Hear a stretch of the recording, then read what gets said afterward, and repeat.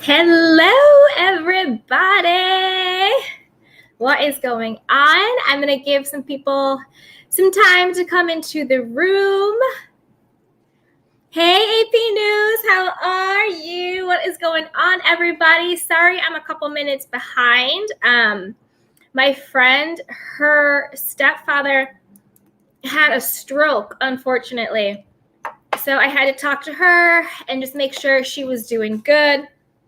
But we are here. We are ready to get into it. I'm going to set up my little microphone. But how is everybody? As you come in, be sure to like, subscribe, comment in the comments chat box. And we are going to get into it. Okay, so we have a lot of things that we can cover today. So I want you guys to let me know where you want everything to, like, how you want the conversation to flow. So we have some Shahs we could talk about, everything going down over there. We could talk about RHOC casting, the shakeups, who's coming back, who got fired, who's feuding. We have some Real Housewives of Potomac. Candace Dillard always stays in some mess. We have some Married to Medicine. We have some All About the Tea, but we kind of exhausted that yesterday. What else? Real Housewives of Atlanta. There's some cash shakeups, some stuff going on with Portia, Chloe and Tristan. I mean, the streets are hot. The streets are talking. So as everybody comes in, let's just quickly say hi to people. Hey, Karen Mills. She goes, hey, girl. Hey, hey, hey. Hey, AP News. She goes, oh, no, I know. So my friend is fine. Her stepfather is coming out of the hospital. So we should be good. The family's good. So yes. Hey, at the Vegas girl. She goes, hi, Candy. Hey. Oh, so like we were talking about yesterday, guys, I've decided, and let me know if you like this. It's going to be welcome to the candy shop. I'm so excited to have you here, my lovely candy canes.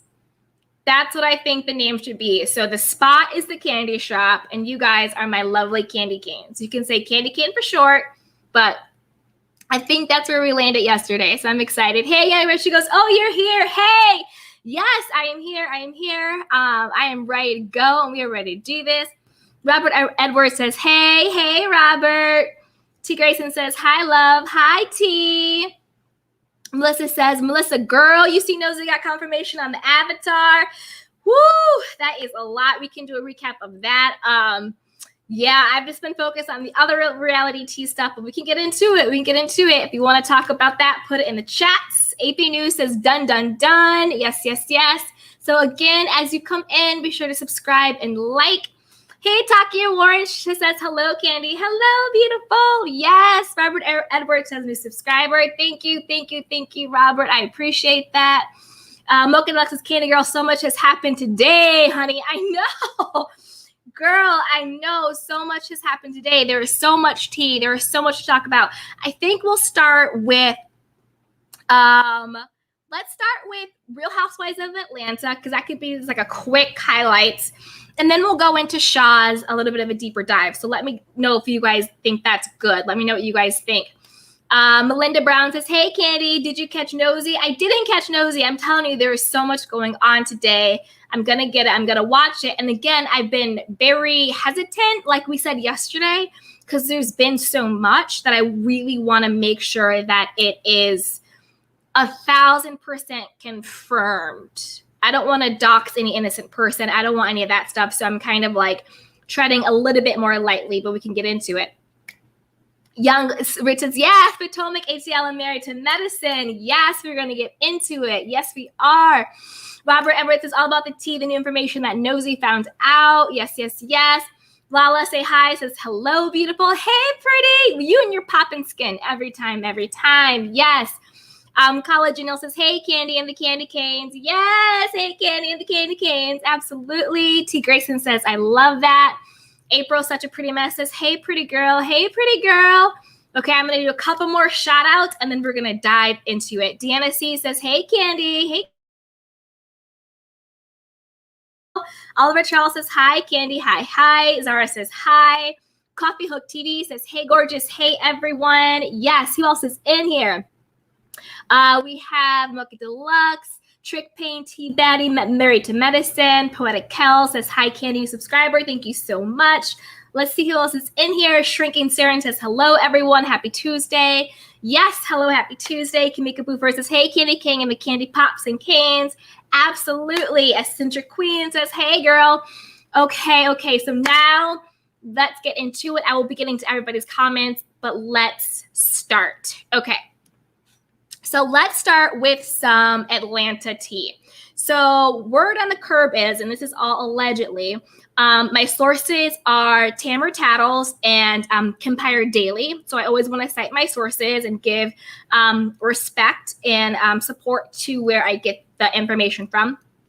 So from Tamara Tattles and from Kempire Daily. So I will link them in the description box as well. But apparently, Portia is trying to hold out from either like signing her contract or joining back again until she gets a bigger payout, given everything that's been going on with like her stealing Simon. You can't really steal a man, but how horrible that went down with the Fallon stuff. It's also been confirmed that Fallon will not be returning for the next season.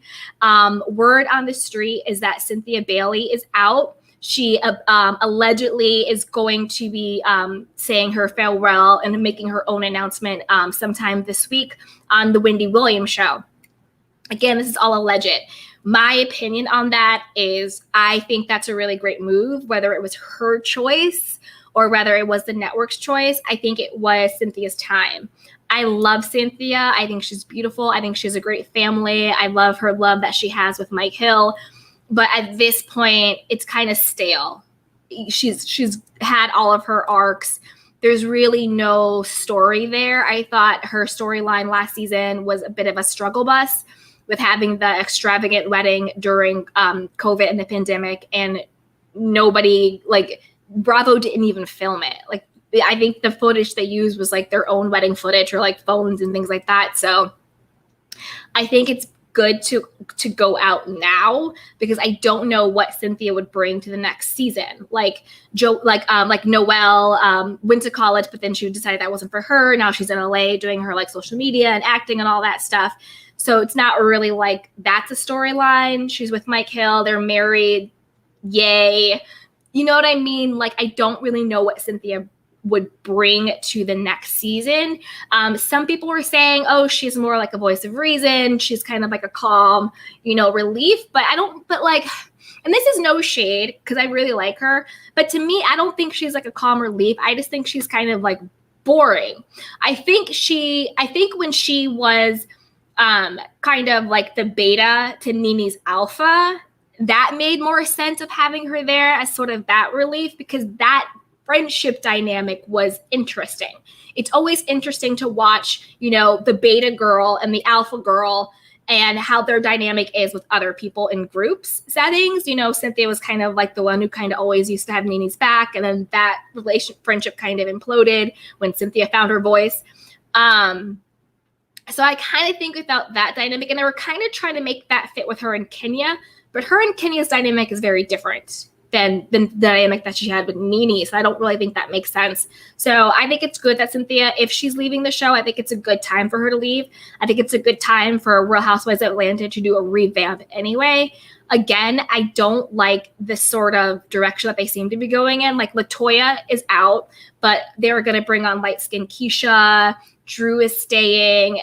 It just doesn't feel like the Real Housewives of Atlanta. It doesn't feel like it's a part of like the Real Housewives of Atlanta franchise. Like, I personally would love to see them bring in really wealthy, affluent women in Atlanta because they exist and they're there, and really watch some women of leisure and luxury and like the petty drama that really ensues with them and keep it fun, light, shade. Let's see what some of you guys are saying. Hey, dear Dana, she was, they just need a new personality on Real House of Atlanta. I agree. They do need a new personality. They're saying that they might be bringing back Phaedra or Sheree. If they did that, see, in my core gut, I don't want Phaedra back because I think what she did to Kandi was just so disgusting. Like, to put a rumor out there that Kandi was allegedly planning on drugging people and bringing them back to the dungeon to have her sexual way with them. Like, you can't put out there that somebody is an R-word person. You know, and I don't want to say the whole world, but you know what I mean? You can't say that, you know, and people are calling Candy like Pill Cosby and all that stuff. Like, that has real life consequences. Candy has children. If you're being accused of drugging and R-ing people, that could really call into question whether or not you still have custody of your kids. Candy has businesses. Like, Candy has things to lose.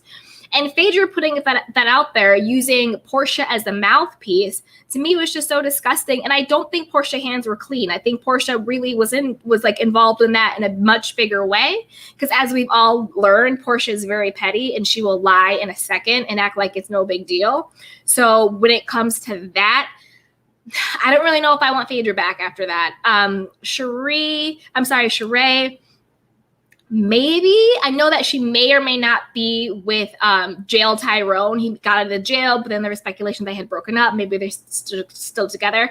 But again, to me, bringing her on with a guy that she's dating that just got out of jail doesn't scream Real Housewives of Atlanta.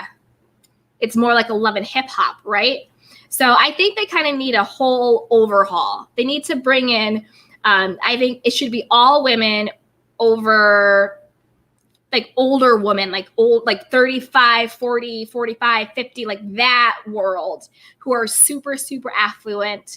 Bring them in and really see like the Buckhead Atlanta, you know, really see like the decadence of Atlanta. That's what I would like to see.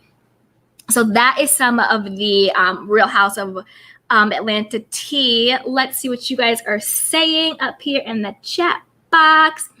Hey, Mocha Deluxe, who says they're going too young. Bring back the season biddies. I refuse to watch if a person named Light Skin Keisha is on. I know, that's what I'm saying.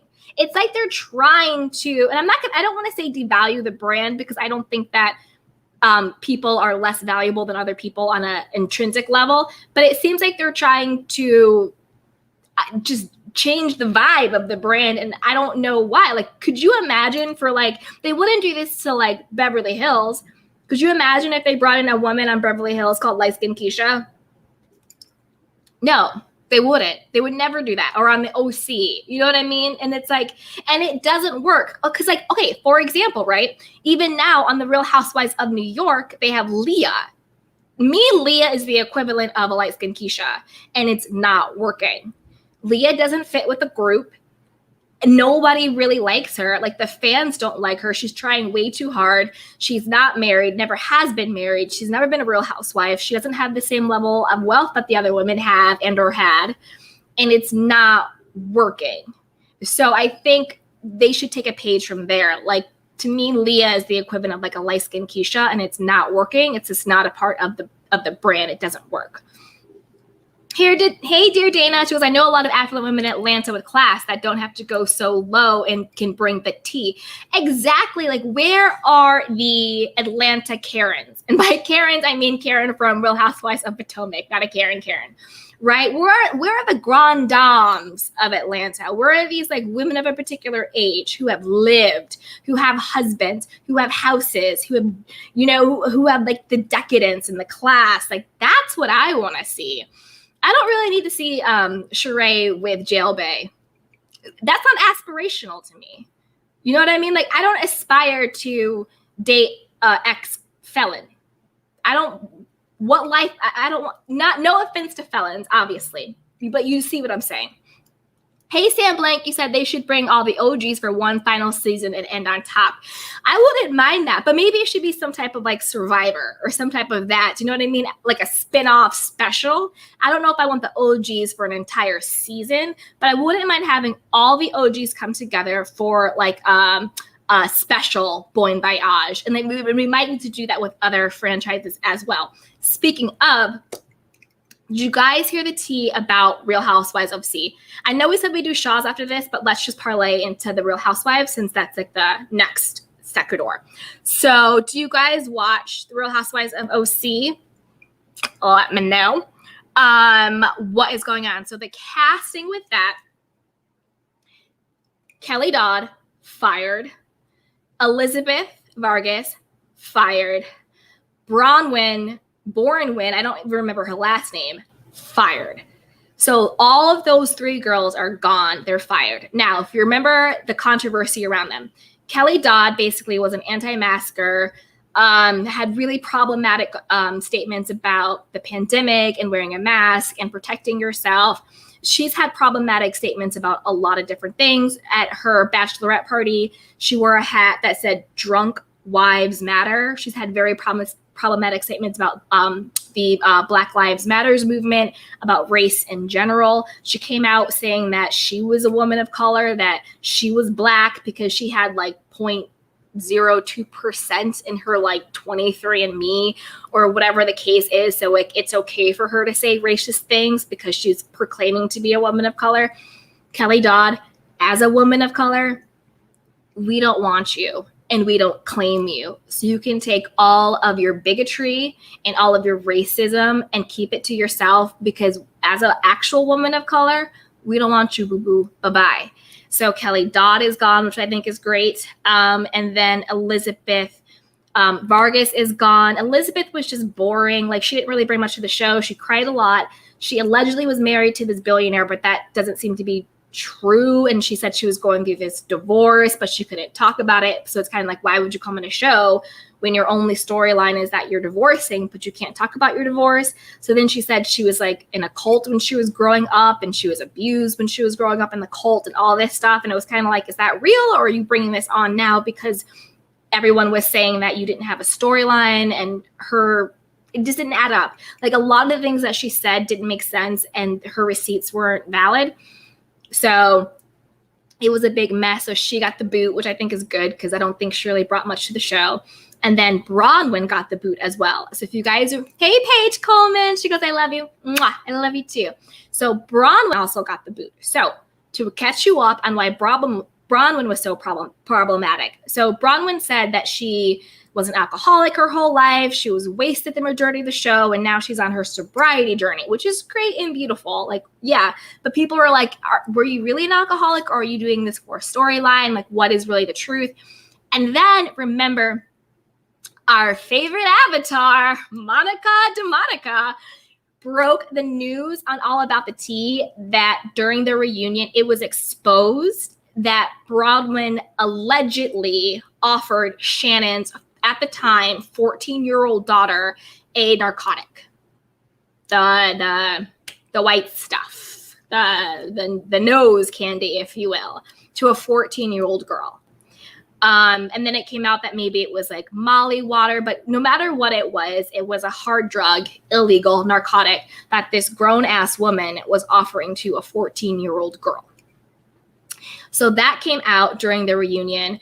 Bronwyn's position was like, oh, I was so drunk during those days. I must have been blacked out. I don't remember it, but if I did it, I'm sorry, but I don't remember it. And it's just like, even if you don't remember it, but calling a little bit of BS there, you're still accountable for what you do. If you are blackout drunk and you go out and you stab a person and you kill them, your ass is going to jail, blackout drunk or not.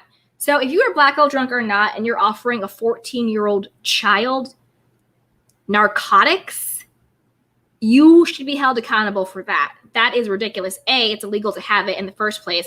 And B, it's sure as hell illegal to offer it to a minor. That is for sure. So Bronwyn got the boot.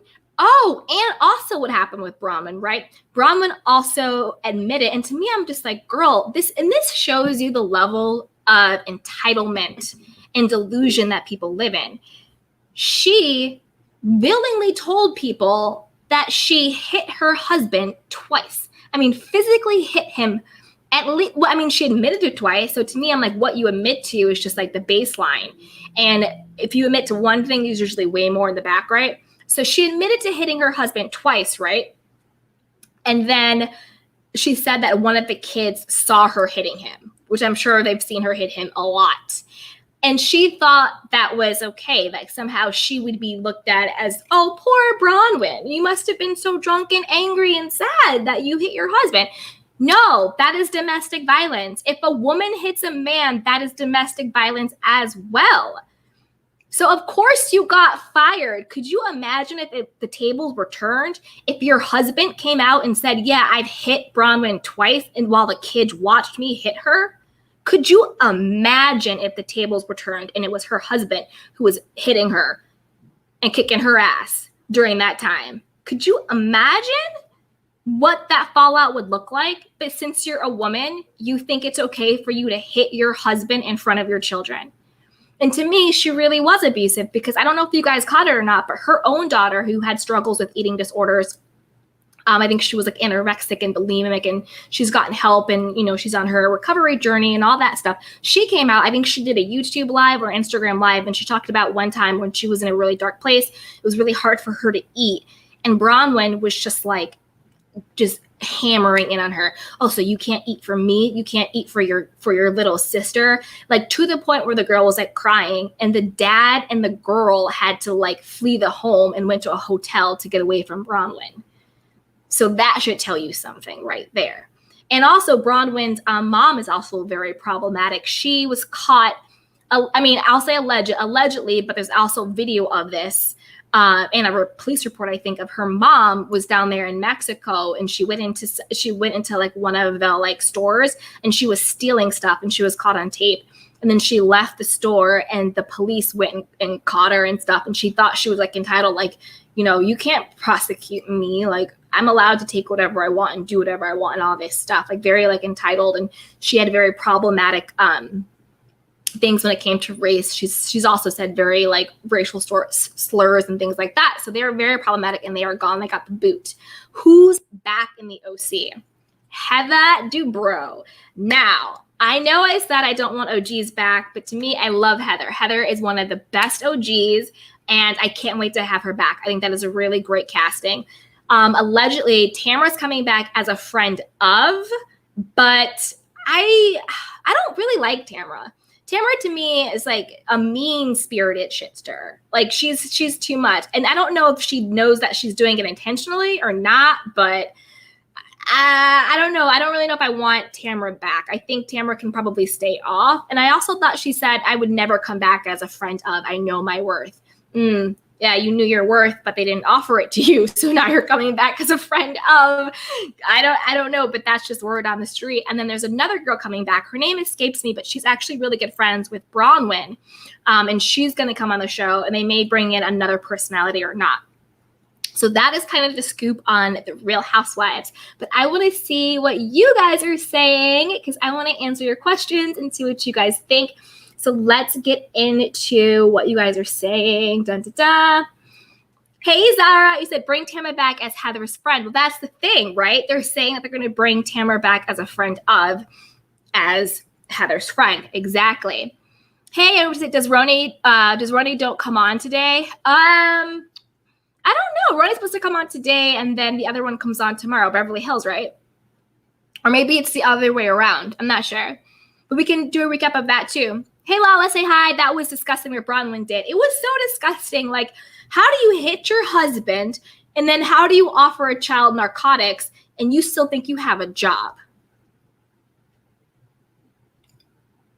How do you think you still have a job? Like, you don't. That's why you got to get out of here. It's crazy. Hey, Sam Blank, that's why Charisse got fired from Potomac. Oh, wow. Couldn't it talk about the only thing that was keeping her on her in the show?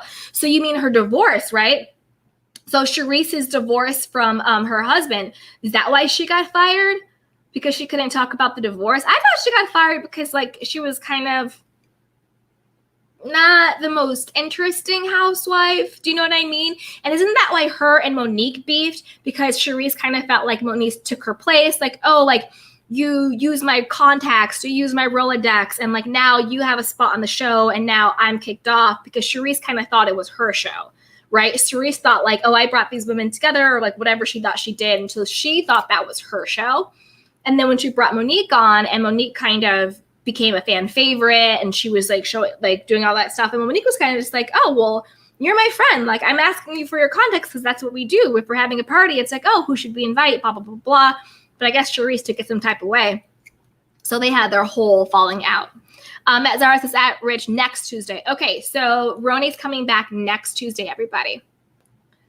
Hey, at Just the Tea, please. She goes, hi, at Candy and everyone. Hey, everyone. Yes. If you're in here, click that like button. Let's get to it.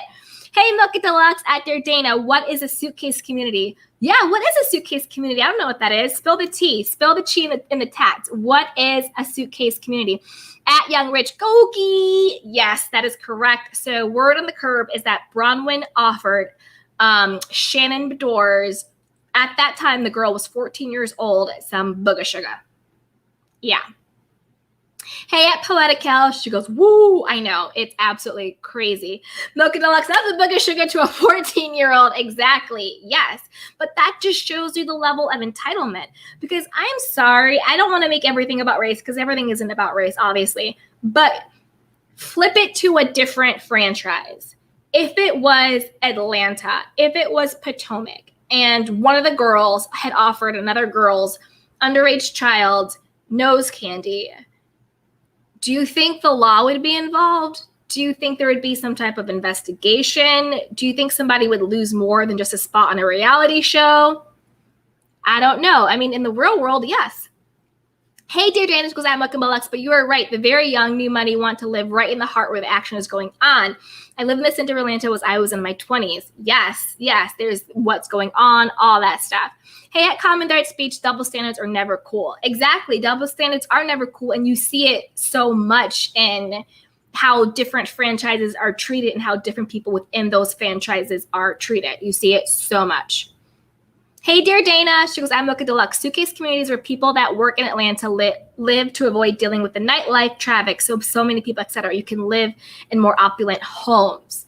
Yeah. Well, that's the thing. It's like Atlanta itself is like the party mecca, but the people build their houses and build their homes outside of it, like the Buckhead, the Decatur's, all of that stuff. The, what's the other, not Fairborn. I think it's like Fairborn and things like that. So absolutely.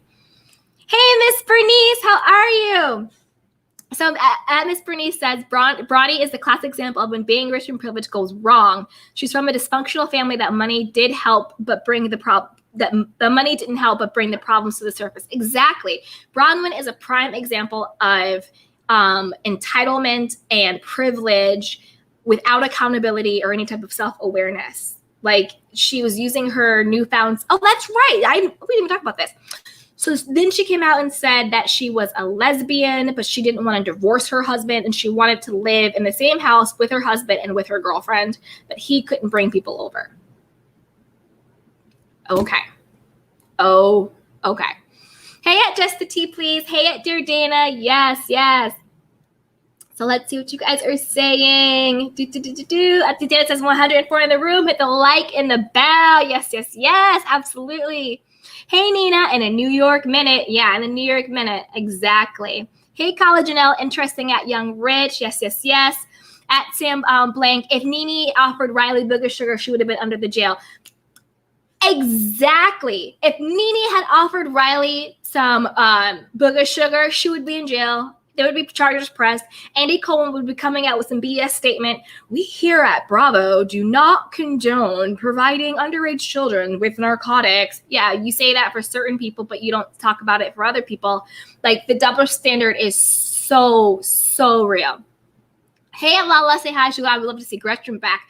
Wow, Gretchen. Yeah. Gretchen never really did it for me, but I know that a lot of people did like her. And now she has her baby. She's still with Slade, though, so that would be interesting. But they never got married. So that would be interesting, too. Hey, at Galen Magnum, no matter how you look at it, race is always a factor. That is true. The society that we live in, the world that we live in, race always, whether it's subconscious or conscious, is always a factor. You look at someone and you see what their race is, and there is just institutionalized prejudice.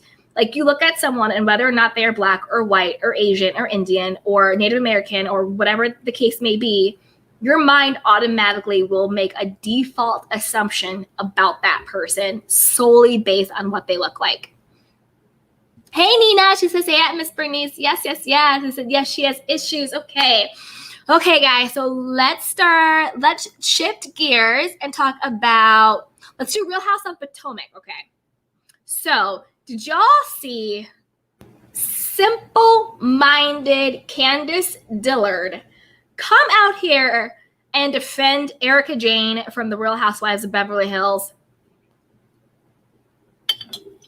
Child.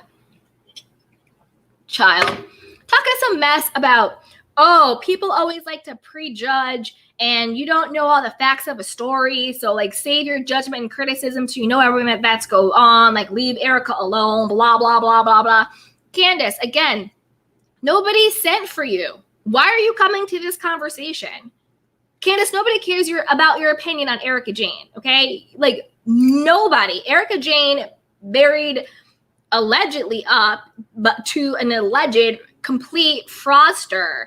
And the thing is, it's alleged, but there are documented legal documents of what he did. You know, allegedly, he basically was running a legal Ponzi scheme using the money of victims. So what that means is that he would take a person's, say case A was a burn victim. They got burned and they got this massive $20 million settlement, right?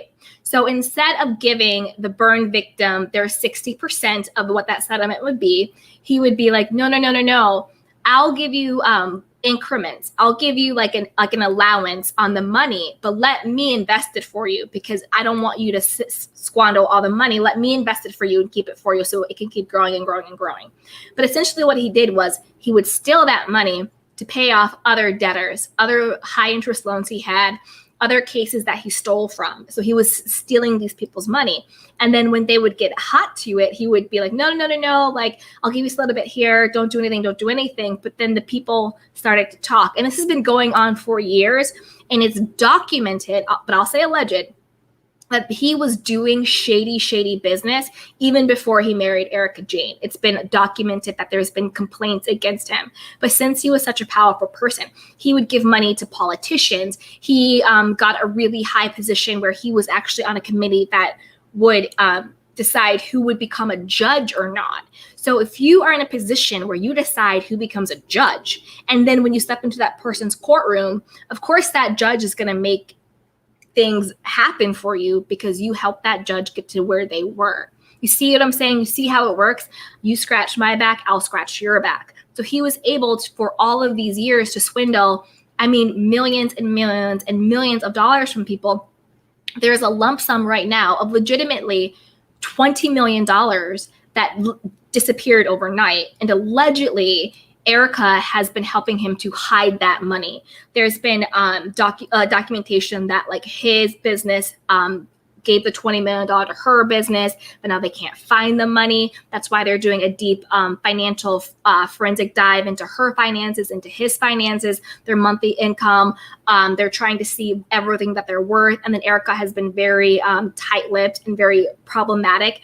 And it's just like, oh, well, over the course of my marriage, he gave me $20 million in gifts. So these are gifts. I don't have to give them back. They're mine.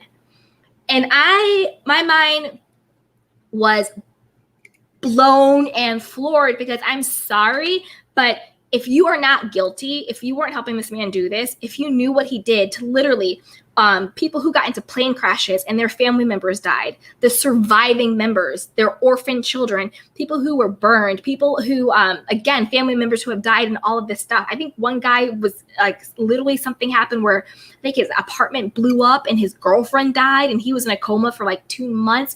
And these are just some of the people, but this has been years and years and years of this, of, robbing Peter to pay Paul, of people's actual money. And they needed this money for their medical bills and for their life expenses. You see what I'm saying? Like these people needed their money. It was rightfully theirs. And for her to be like, he gave me these gifts, these Chanel bags, these Dior bags, this jewelry, these cars, these houses, these clothes, all this stuff, they were gifts. To me speaks, you have no heart, you have no integrity, and you're disgusting. And there's a special place in hell for someone like you. And that is how I personally feel about it. Because if you could go your life stealing from victims, from people who truly need this money for their livelihood and their survival, just for you to live in an not even a normal, wealthy life, but this ridiculous opulence that is just absurd. You're spending $40,000 on your hair and makeup. Girl, bye. You don't look that good. You don't. At the expense of other people's legitimate life and like well-being, to me is so disgusting. And then for someone like Candace, who already speaks nothing but hate and vitriol every other word out of her mouth, to come to her defense, to me, I'm just like, y'all both are going to hell in a handbasket. 2 peas in a pod. Like, it's just crazy. And it's like, Candace, no one asked you. It's the same thing they did with, remember Up and Adam did the interview with Fallon? And then Chris Bassard came out and was just like, oh, Up and Adam lied during our interview and blah, watch out, Fallon. It's just like, again, no one sent for you. No one is asking Candace and Chris their opinion on anything. So I'm really confused as to why they think they're going to come out here and say all this stuff and be on the wrong side of history. It's just disgusting. It's like, Candace, do you not read? Like, do you not understand what happened? Like, literally, they stole people's livelihood that they needed for medical bills. People died. People were burned. People were in a coma. Like, people needed this money literally to survive. It's disgusting. It's crazy. But I want to see what you guys are saying about this. At comments at Candy Washington, you don't look that good. Exactly. I'm sorry. Like, I don't like to talk about people's looks, so I don't mean it in like a look way. But what I am saying is this: Erika Jayne, Girardi, Erika the Fraud, whatever the hell you want to go by. The fact that you had $40,000 at your disposal, literally just to make you look good,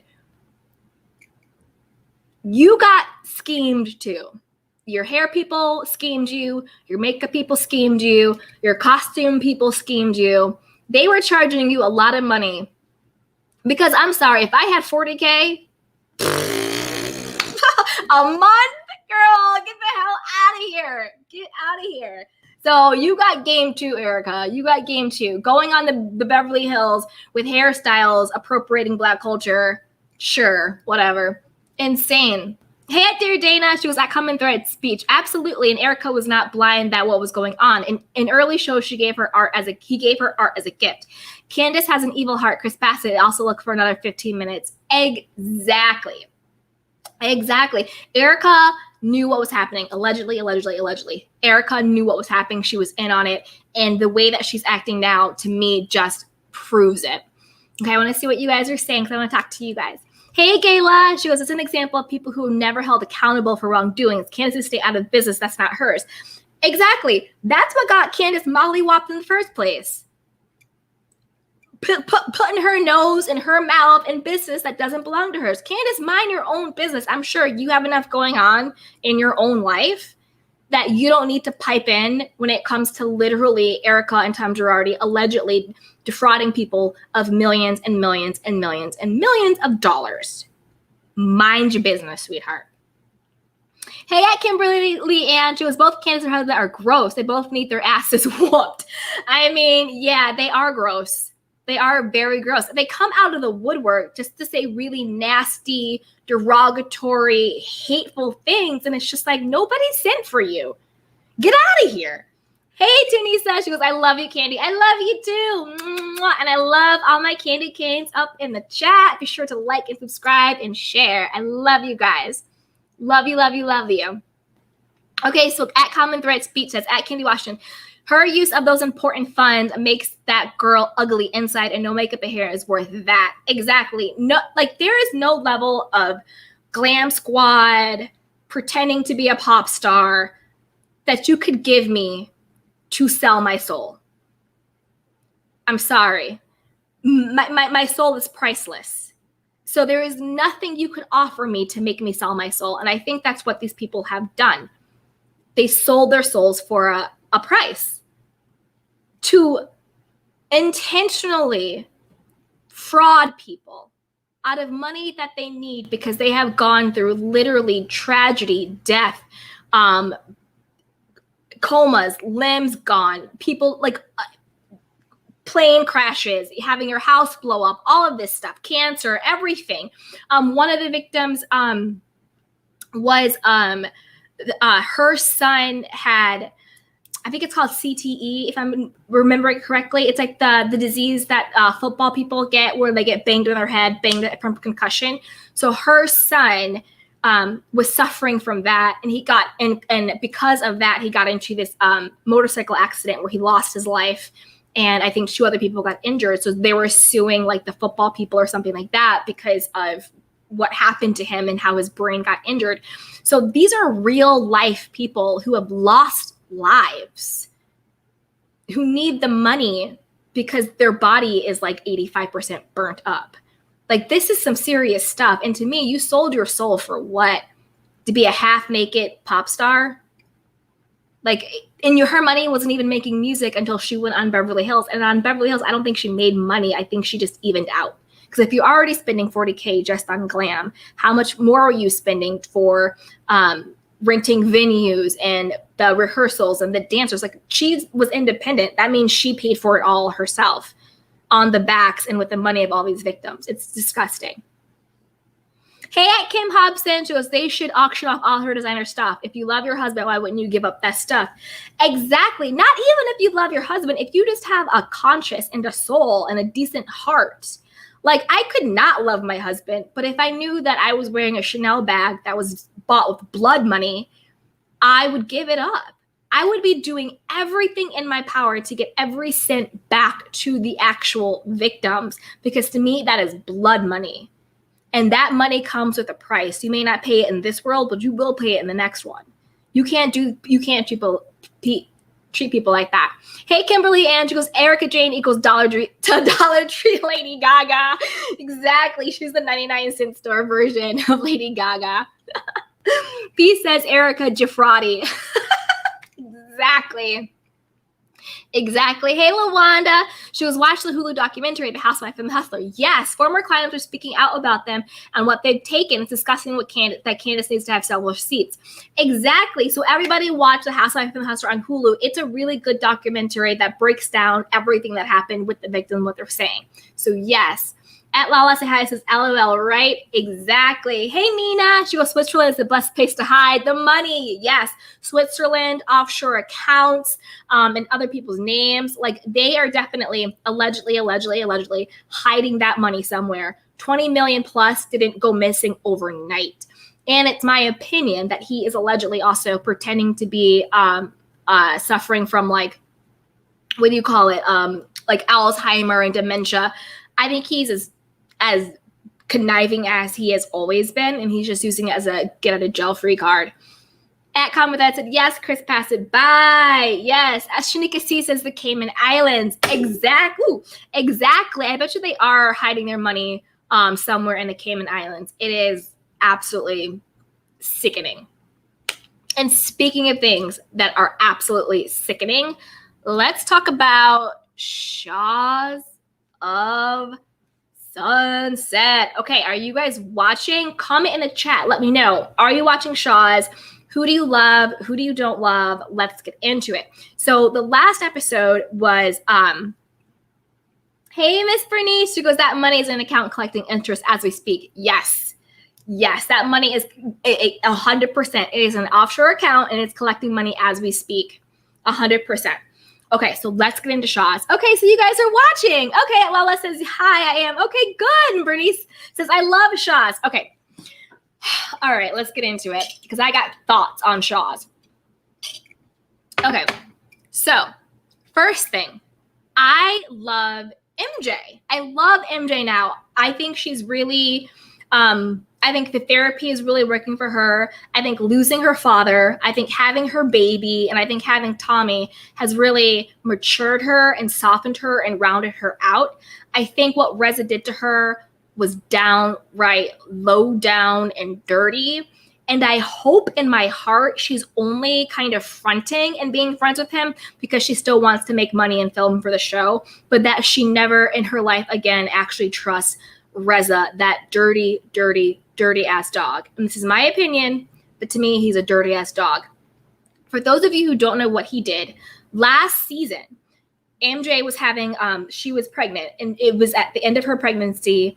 She got really sick. I don't know the exact name of, maybe it's like preeclampsia or something like that. I don't know the exact name of what she was diagnosed with, but she had a very, very high risk pregnancy. She literally, I don't want to say she died on the thing, but like something really, like she, like, it was really, really bad to the point where right when they took the baby out, they had to give her a hysterectomy, which means they had to take out her uterus. They had to take all of that out. So the only natural born child she will ever be able to have is shams, because once you get an emergency hysterectomy, you can no longer carry a child. They take out your uterus. Like, it was that deep.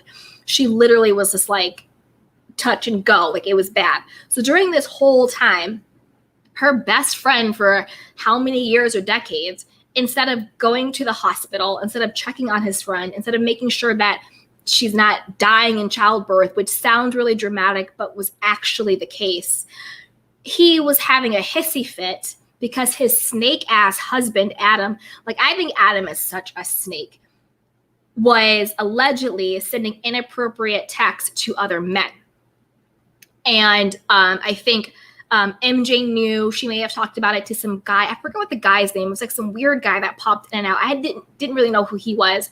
They were talking about it. Destiny found out about it and all this stuff. And instead of having any type of emotional intelligence, any type of discernment, any type of just consciousness of what actually has value in the moment, what is actually like, what has the urgency in the moment, he was having a hissy fit about these rumors about his husband having naked Jenga and, you know, D pics to other people. And he had the audacity to call MJ literally while she is going through this and basically cuss her out on the phone during this whole thing. And I'm sorry, but how like self-absorbed do you have to be where you don't have the wherewithal to say, hey, husband, what you did was really effed up. I'm going to handle that. Like, we're going to put a pin in it. Don't think I forgot about it. But I'm going to go see about my friend who was literally touch and go with her life and her unborn child. Which one takes precedent in that moment? You know, you say, if I'm Reza, I go to Adam, okay, I'm going to handle you. But I'm actually going to go see about my friend right now.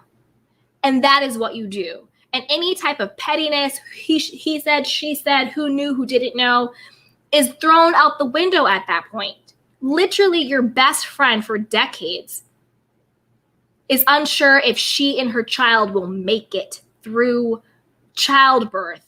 And you have the audacity to be in your feelings because your husband is sending his penis in text to other people and she didn't tell you. Mind blown. That's just the beginning. The second thing Reza the dog did was, and I don't mean to be derogatory, but just on such a gut level, it is so disgusting to me what he did. There was a pool party, right? And it was Nima, and it was Mike, and it was Golnessa, and Destiny, and Adam, and Reza. And so Nima brings MJ. MJ and Reza had been beefing, but at this point, she already had the baby. Thank God both survived. She came out of the surgery, all of that, right?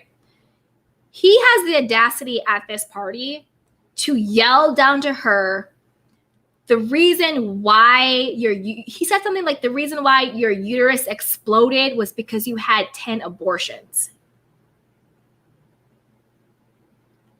I'm sorry. I'm not a violent person, but I would have whooped every ounce of him all across the world if someone said that to me or any woman, person that I loved or cared about. Regardless if that was true or not, the fact that you would say that to her publicly and throw that in her face, to me, is disgusting. And to me, it's something that you cannot come back from. That is something that is so disgusting and so low that you cannot come back. You can't do that. You can't look me in my face and say, I love you, you're my friend.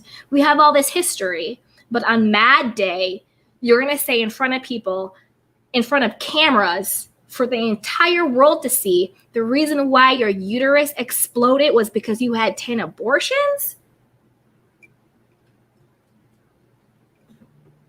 Now listen.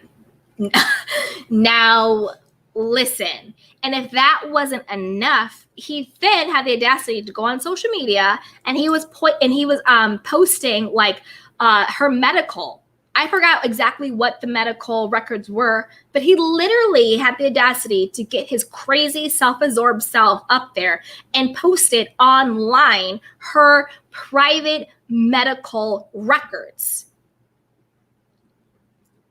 And this again shows you double standard. How is Reza not fired? How is Reza not reprimanded? How is there not a bigger conversation about this? You cannot go on social media and share somebody's private medical records and still think you have a job the next day. How is Reza not fired? I don't get it. I don't get it. They fire everybody else for doing stuff. How is Reza not fired? It makes no sense. And so then MJ's husband, Tommy, God bless him. I love it. I'm Team Tommy all day. So he went over to Adam and Reza's house with a baseball bat and was like, I'm gonna break your knees. I'm gonna do what I gotta do. They weren't home, so he broke a few pottery barn plants in the back that weren't that cute anyway. So he did them a favor. But yeah, and so because of that, they called the police on Tommy. They put a restraining order against him. They're being so dramatic and all in their feelings, as if they are some innocent bystanders who did nothing and Tommy's this irate person. I'm sorry, if you said that about my wife or my husband or somebody in my family, I say Tommy, have at it. Obviously, I don't condone violence or anything like that, but literally he just knocked up some plants. You just yelled to your friends of 2 decades, your uterus exploded and you almost, because you had 10 abortions, and then he had the audacity to go on Instagram posting medical records. You're lucky that's the only thing that happened to you. And so now on this season, Reza has the audacity to be crying and playing victim because he can't see MJ's son Shams, because Tommy is just like, oh, hell no. Why would I have this monster who literally could have cared less if my wife and son lived or died on the medical bed? You didn't care. You were worried about Adam showing his penis on Instagram and Twitter and Grindr. You didn't care if my wife and my child lived or died. You went and told the world, you know, what my wife has happened to her. You went and told the world and posted medical records. You have a restraining order against me, not just the initial one. Then they re-upped it to 3 years. Like, are you insane? Like, literally. And I think Tommy had to go to jail for like a day or two over some BS. Are you kidding me? Over knocking down some plants? These people, I can't handle it. I think Adam is a snake. He's a snake. Adam is like, I'm so concerned about my well-being. Don't you know this all started, Adam, because you were cheating on your husband, because you were playing naked Jenga with other men while he was out of town, because you were sending pictures of your naked penis to people and you were texting people. This whole thing started, Adam, because you were unfaithful to your husband and because you and your husband couldn't take accountability for where your marriage was. You wanted to deflect and blame everybody else. It is not MJ's fault that Adam was cheating. It is not Tommy's fault that Adam was cheating. It was not their fault that your marriage was not in a good place. It was not their fault that you got caught out there. But yet you made it about them. And now you want to play the victim. And you want to get up here and cry like somebody's supposed to care about your feelings after everything you did. I'm with Tommy all day long, and I really hope MJ is just playing the hell out of you, Reza, and she's only trying to be friends with you again to stay on the show and get that check. Because I'm sorry, but anybody in this life treats me the way you treated her, you're dead. Dead to me, son. Dead. To me, Reza is so disgusting. And on that point, the way Reza treats Mike, okay, now we all know Mike is a philanderer. He cheated on, what was that girl's name? Lindsay? Rachel? Lauren? I don't know. Becky? No. So we all know Michael cheated on his first wife and they broke up. And he's a cheater. He's been caught cheating on Paulina. But I don't understand why Reza thinks it's his place to out him or hold him accountable. It's like, you don't hold yourself accountable, Reza, for everything you've done. And what he's doing in his life is he's doing in his life.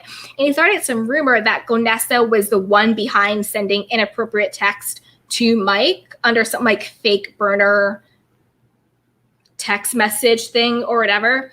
And clearly it's really hurting Paulina. So Paulina is Mike's new girlfriend. She comes from a lot of money. Her ex-husband has a lot of money, and she has, I think, 2 kids.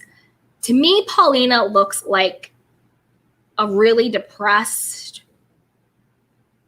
submissive, low-key, allegedly, some type of mental or emotional abuse is going on. I think abuse might be a strong word. I don't ever want to say that someone is doing that or someone is suffering from that if I don't know it. So this is allegedly, just from what I'm seeing. Just, she's been drinking a lot. She's been like drunk at every single event we've seen this season. Not like sloppy drunk, but just like that sad drunk. You know, that person who's like really like drinking just to like numb themselves out. Like they're not drinking to like party and get wild and, you know, run around. They're really drinking to like numb themselves, and they're really drinking to sort of like disappear. Like to me, that's like Paulina. And then remember in the episode when she was talking to Destiny and she was just like, just don't say anything that I told you about Mike because I don't want any like repercussions or something, she said, or retaliation. She said some word like that. And I was like, what the hell? Like, you're scared that he's going to like retaliate? Like, that's really scary. So, and then when they got in the car, he was like, don't say a word till we get home. Don't you dare say a word. Like basically being like, shut your mouth. It's just really scary. And like, I'm not a Destiny fan. To me, Destiny is doing the most. And she's a try hard. Like Destiny tries really hard. I don't think we've ever gotten to see the real Destiny. I think we've gotten to see this front and persona that she puts up. But I don't think I've ever had a real genuine moment with Destiny. Like I don't, like if you're like, who is Destiny? I couldn't really tell you. To me, she's almost like a caricature of herself. And she's just like Reza's mouthpiece. But let me see what you guys are saying because I've been talking forever. So I want to make sure you guys get heard too. So I'm going to try and go back up the comments and see what you guys are saying. Okay. Hey, Kimoko. She goes, Reza probably kisses Andy's A. Tommy proved that his love for MJ is real. Yes, he did. I mean, I don't know what's going on with Reza and Andy, but Tommy proved I think his love for MJ is real. I love them together. And yeah, like everybody get a man or woman like Tommy that will be there. Hey, T. Grayson. He goes, Andy Cohen is money hungry. Yeah, he really is. But I mean, there has to be a bottom to the petty somewhere. Hey, Natalie. She goes, love Reza. Okay, that's cool. Bring it on. If you love Reza, bring it on. Let me know why you love him. Tell me why you love Reza. See if you can change my opinion. I don't think you can, but like, let's try. Tell me why you love him. Hey, Carrie. She goes, I love Shahs. Me too. I love Shahs. It is such a key. And to me, Gonessa this season, I love seeing her growth. I think, again, with having Elijah, having the kid, I think that has really grounded her. I think she's projecting a little bit her own sexual preferences and maybe some of her own diagnoses of like her personality onto Mike. I don't think Mike and Gonessa's sexual preferences are the same because I don't think they're rooted in the same thing. I think Mike is really rooted in almost like a low self-esteem sort of. He proves his manlyhood through conquering women. That's kind of how I feel Mike is. Like he wants to conquer women to prove he's a man because he feels like in his family, his parents are really successful. His brothers are really successful. His businesses haven't really worked out. So I think he kind of proves his manhood and relevance through women, which is why he keeps philandering and texting people and cheating and all that stuff. I think he gets his validation as a man through women because he doesn't feel validated as a man in other areas of his life. Whereas Gonessa, I think it's more of just like a emotional maturity thing. I don't think Gonessa really believes in what she has to offer. Like, I don't think Gonessa really believes that a man will choose her for her and have her be enough. So I think that Gonessa puts up this front, like, oh, I want to be polyamorous. I want to do this. Like, I know that, like, you know, not one relationship will ever hold my attention. To me, I think that's a little bit of a front, because I think the real fear there is that I won't hold someone's attention, that I won't be enough, that I won't be chosen.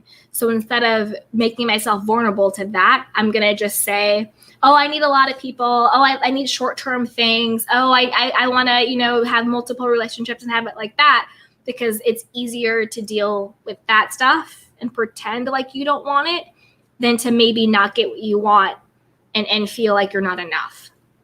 So let's see what you guys are saying. Hey, T. Grayson, Reza got some backlash because of what he said about MJ. Yes.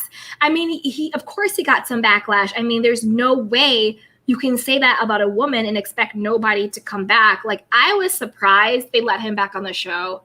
And it's hard to watch him play victim now about anything. It's like, you're lucky you weren't home when Tommy came. You're lucky. Hey, LaWanda. She goes, Tommy was arrested, I think. He was. No, he was arrested. I think he spent, it was like maybe like 48 hours, 24 hours or something like that in jail. And then he had to do like anger management classes, and then they had the restraining order. But the biggest salt on the wound was when they re-upped the restraining order for another 3 years. It's like, you put a needless restraining order against this woman's husband, father of her child, and you got your grown ass on TV crying because you can't see that child. Are you kidding me? What delusional world do you live in? You really think you are entitled to have a restraining order against the father of a child that you now want to be uncle to? Miss me with all the BS, Reza. Miss me with all the BS. On what planet do you think you have a right to be in a child's life when you have a restraining order against that child's father? And you told the world that the reason why that child's mother almost died was because she had 10 abortions. And you think you have a right to play uncle to that child, to the child you didn't even have the wherewithal to go see about when that child was being born, because you were too busy worrying about your husband sending penis pics across the world all over West Hollywood. Miss me with all of that, Reza. Hey, Kimberly Ann, I went to Sally's Beauty Supply recently, and all of Reza's products is on clearance section. Reza ain't got nothing going on except the show. So true. And then you remember on the last episode where he was showing Gonessa that weird house, and he was like, oh, sorry about this. My virtual assistant set this up. Your virtual assistant, Reza, you're Reza. Why don't you have an actual assistant that you have that might work remotely? But a virtual assistant, to me, it's like one of those things that you can get for like $5 an hour or something, and they do like your schedule. But how do you have a virtual assistant setting up your house tours when you're supposed to be this real estate mogul? Make it make sense, Reza. Make it make sense. Hey, Lala, say hi. It kind of make me wonder if their marriage is real. You mean Adam and Reza? I don't know. I mean, it's alluded to, I mean, the vibe I always got from Adam was that he viewed himself as like he wanted to be like a kept man. You know what I mean? Like, he was really into Reza for the money and for the show. And he's always like, I make my own money. But I'm like, do you? What do you? I know he has some type of job. But to me, Adam really showed his true colors when everything came out with like the MJ stuff, like the restraining order against Tommy. It's like, come on, Adam, like you really got to come on with it. And then he wanted to blame MJ, and he wanted to blame everybody else for talking about what he did instead of taking accountability for what he did. Adam, nobody made you play naked Jenga with men while your husband was out of town. Nobody made you take inappropriate photos of your body parts and text them to other men. Nobody made you do that. That was a choice that you made. So you need to take accountability for that instead of blaming everybody else. So that's why I think Adam is actually the snake, because this all started based on what he did. And it's continuing based on what he's doing because he's the one who wanted to continue the restraining order. So this is still going on because of Adam, and it started because of Adam. And I think people kind of miss that. Like Adam really was the root of all of this. And Adam and Reza couldn't take accountability that maybe their marriage wasn't as solid as they wanted to pretend that it was. Hey, Sunny T. Andy Cohen has his favorites. No matter what they do, he will stand behind them. But if you're not, he will throw them under the bus. This is so true. And what also we see with Andy, you are Andy's favorite until you're not, right? Like think about like the Nenes and the Vickies, right? Like you're his favorite until you're not his favorite. And then once you're no longer his favorite, you no longer have his protection. So no one is safe. It's just how he feels. Hey, Kamiko. Yes, Lala and LA Wanda Turner, he got arrested. Yeah, he did. Hey, Lala said, hey, Jessica. Jessica! That was her name. I was like, Lauren, Becky, Katie, Jessica. Yes, it was Jessica. Hey, DGF627. Jessica. Yes, thank you. Yes. Hey, T. Grayson. That's exactly right, Sunny T. Yes, exactly. Hey, Carrie. Mike is a gaslighting narcissist. Listen, Carrie, yes, I agree with you. Mike is definitely a gaslighting narcissist. I do think that there is some level of allegedly, this is all alleged, all my opinion.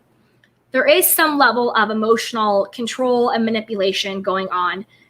Paulina looks like an abused person. I don't mean physical. Like I don't think Mike is like kicking her butt or anything like that. But abuse is abuse, whether it's emotional, mental, or physical. It's still abuse. And it's still manipulation and it's still control. And I do think that he might play into some of her insecurities and some of her, I hate to say it, but like low self-worth. Like oftentimes as women or as people, we feel that if we've been married and that marriage didn't work out, if we now have kids and, you know, that maybe we might not be so desirable, or if we're older, we might not be so desirable, or if we've had something happen in our life, we might be so desirable, even though that's not true. Like you can be any age and you're still worthy. You could be divorced, you're still worthy. You could be a single parent, you're still worthy. You could not have kids, you're still worthy. But society will tell us, you're divorced, you have kids, who's going to want you? You're damaged goods. You're not good enough. You're lucky he wants to be with you. You know what I mean? Like we'll get those self-limiting messages from people in society that keeps us subservient, and it keeps us with low self-esteem, and it keeps us in place, and it keeps us tolerating disrespect. And I feel like that's where Paulina is. I don't like Destiny, but I do agree with what she said about Paulina, that Paulina doesn't know her own worth. Because and that just shows you Paulina is wealthy, she has money, but that shows you money doesn't equate to a high self-concept, a knowingness of who you are, a knowingness of what you deserve, a standard of how you will and will not be treated. You could be poor and have high self-concept. You could be wealthy and have low self-concept. It has nothing to do with money. Nothing at all to do with money or looks. You could be beautiful and hate yourself. You could not be conventionally beautiful and just love the skin that you're in. So it's really nothing about that. It's really about where that person is on their soul and energetically. And I feel like Paulina maybe didn't take the time to heal from her divorce. I don't know how long it was since her divorce or when she got with Mike, but it just seems like maybe she didn't take that time to heal and work on herself. And now she's with Mike. And like, it's really weird that Mike moved out and now he has his like little bachelor pad apartment, right? Like what went down for that to happen?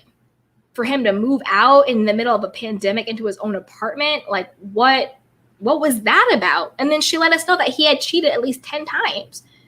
You know, whether it was physical or whether it was like this texting nonsense. Like, who is staying with a man who constantly is doing that? You know, it's crazy. Hey, Lala, say hi. Like you said, Reza is unhappy and he's embracing his inner villain. I agree 100%. 100%. He's not happy. He's not happy with himself. It's insane. Hey, Carrie, it was Paulina sending the fake message to see if Mike will take the bait. You know what? I agree with you. That might be the case. Because think about it. She already told us that he's done that before. You know, she's already told us that she's caught him cheating. So maybe it was Paulina the whole time behind what was going on. And she wanted to see if Mike would take the bait. Maybe she was doing it. Hey, LaWanda Turner, Mike needs to go to therapy. Yes, Mike does. He needs to go to therapy. And I don't think Mike needs to be in a relationship. I think Mike really needs to work on himself, figure out who he is, really do a deep dive on what his own motivating factors are before he tries to be a husband or a stepdaddy to anybody. Hey, Nina, Mike is creepy and Paulina. I know, she was so drunk all of the time. I mean, she was drunk all of the time. It is insane. Okay, let me get back to where you guys were, the chats. Hey, P, Reza is a messy B. Yeah, Reza is so messy. I can't believe he did that. It's absolutely disgusting. Hey, Carrie, Paulina personality seems like she's always on Xanax. Yeah, she seems zonked out, right? She doesn't seem present. She doesn't seem there. She always seems zonked out. Hey, Kamiko. She goes, yes, Nina. Hey, T. Grayson. He goes, Paulina will eventually leave him. I hope so. You don't need to stay with anybody who's cheating on you and embarrassing you out in the world like this. You don't need to stay with that. You really don't. Hey, Lala, say hi. She goes, I agree. Exactly. Hey, LaWanda at Carrie. So why did Mike say Reza told him Gigi sent them? Paulina tells all to Destiny. Well, Reza is just messy and Reza lies. And Reza and Gigi only became friends because Reza and MJ had a falling out. Like, I don't think Reza would be this close to Gigi if he had another ally. Because it's basically Reza, Gigi, Destiny versus everybody else. Mike, Nima. Oh, we haven't even talked about Nima yet. Mike, Nima, MJ, the new girl London, Shervin. Everybody's on this side. The only three people are Reza, Gigi, and Destiny. Destiny has no real...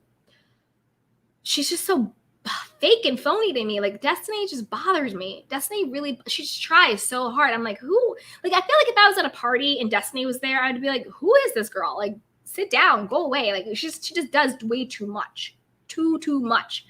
I do like Gigi this year. Nima, to me, Nima slowly grows on me.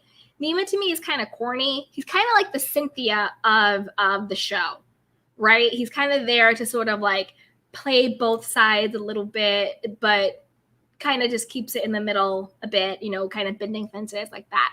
I did think his relationship with his sister was kind of weird. They blamed it on editing, but like they can only edit what you give them. So I don't know. That was a little weird. Hey, Sasha D. She goes, hey, Candy. Hey, fellow Candy Canes. Yes. Hello, everybody. So my Candy Canes, if you're in here, please like, subscribe, and share. Let's keep it popping. Let's keep it moving. Yes, everyone. Hey, Lala. She goes, Destiny was a mess last episode. She was a mess. And I don't care what anybody says. I think Destiny, I'm not giving Mike a pass because Mike has his own suitcase of problems.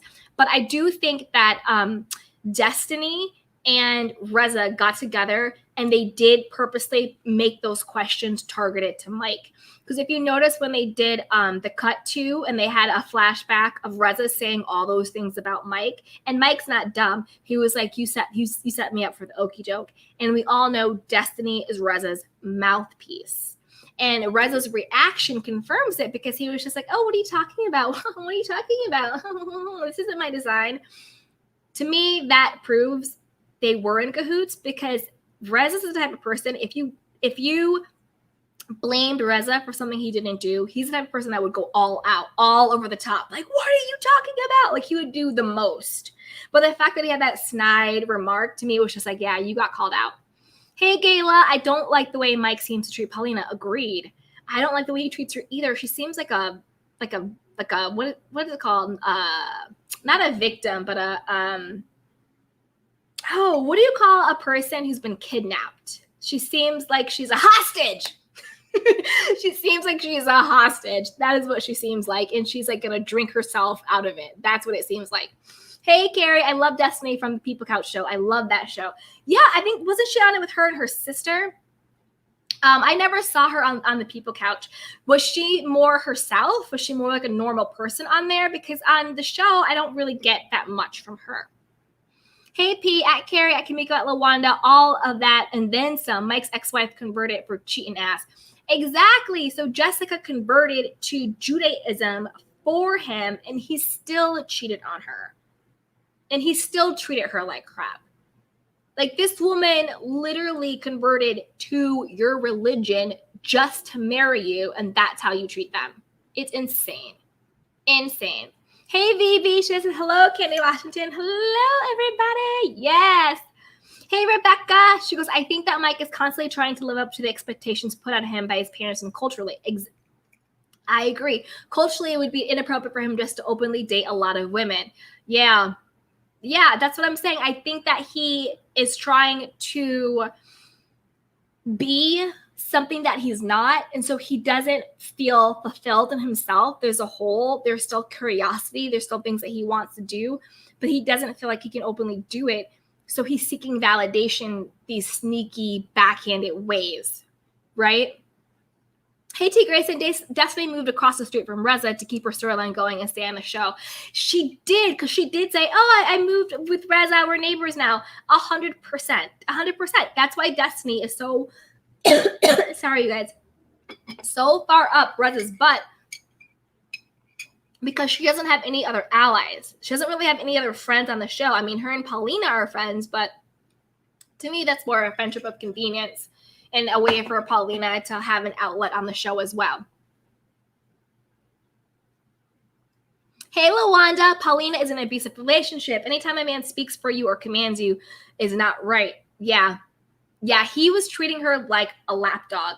Like, speak, don't speak, this, that, you're drunk, all this other stuff, like putting her down. Like, and she was scared. She was like, don't say anything because I'm scared that he's going to like retaliate or react or whatever. Like, that is scary. Like, she's scared. I'm free Paulina. Hey, Lala, she goes, me too. Agree with Gonessa. Yeah, 100%.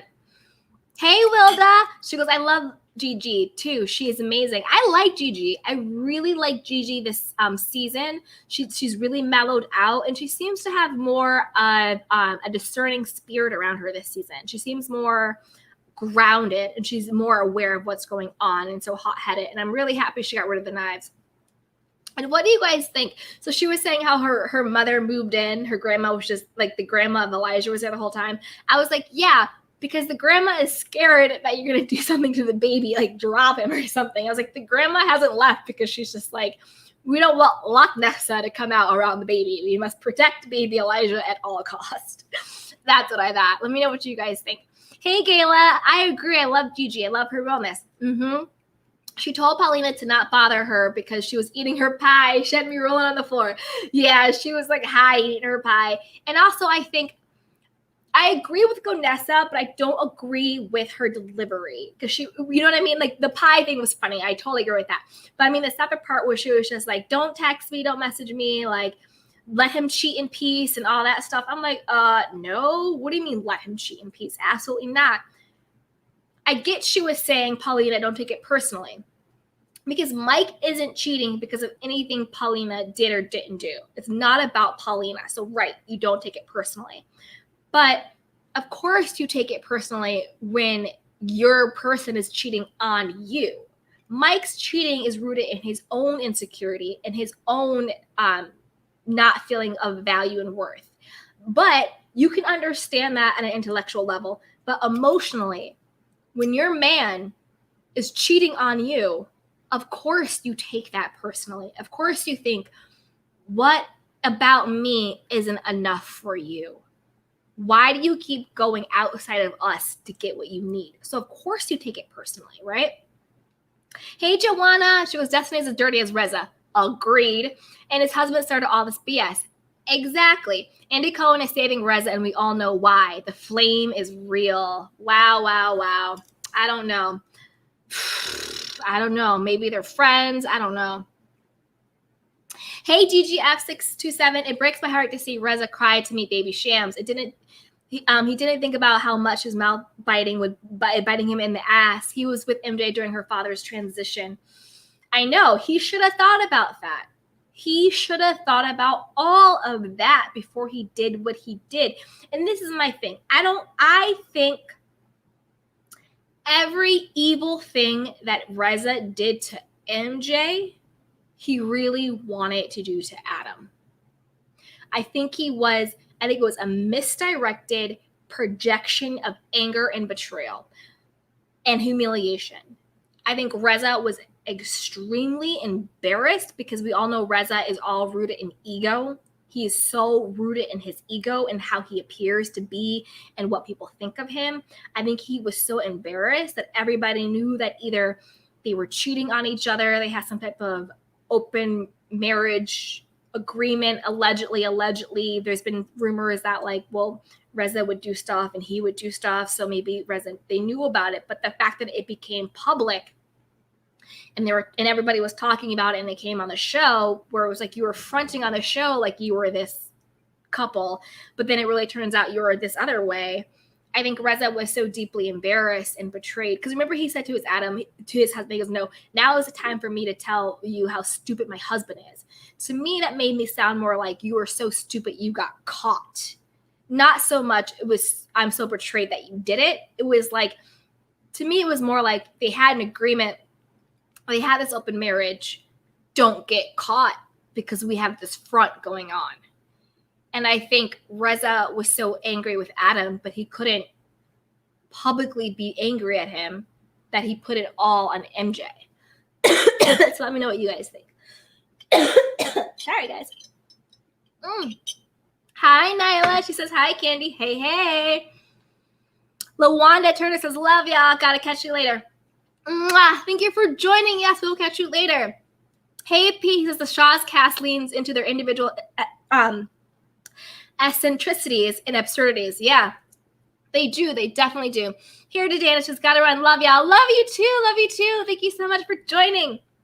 Hey, Lil Duck. Onessa opened up on her early disabilities on IG yesterday. Excuse me, guys. On her learning disabilities on IG yesterday. She's a very genuine woman. I agree. I really like Onessa, and I'm really happy that she's being her authentic self. And did you see she's now feuding with Kelly Dodd? So I think Kelly Dodd is pulling a Candace, where she's trying to make a moment that doesn't really belong to her because she really wants her spot back on the show.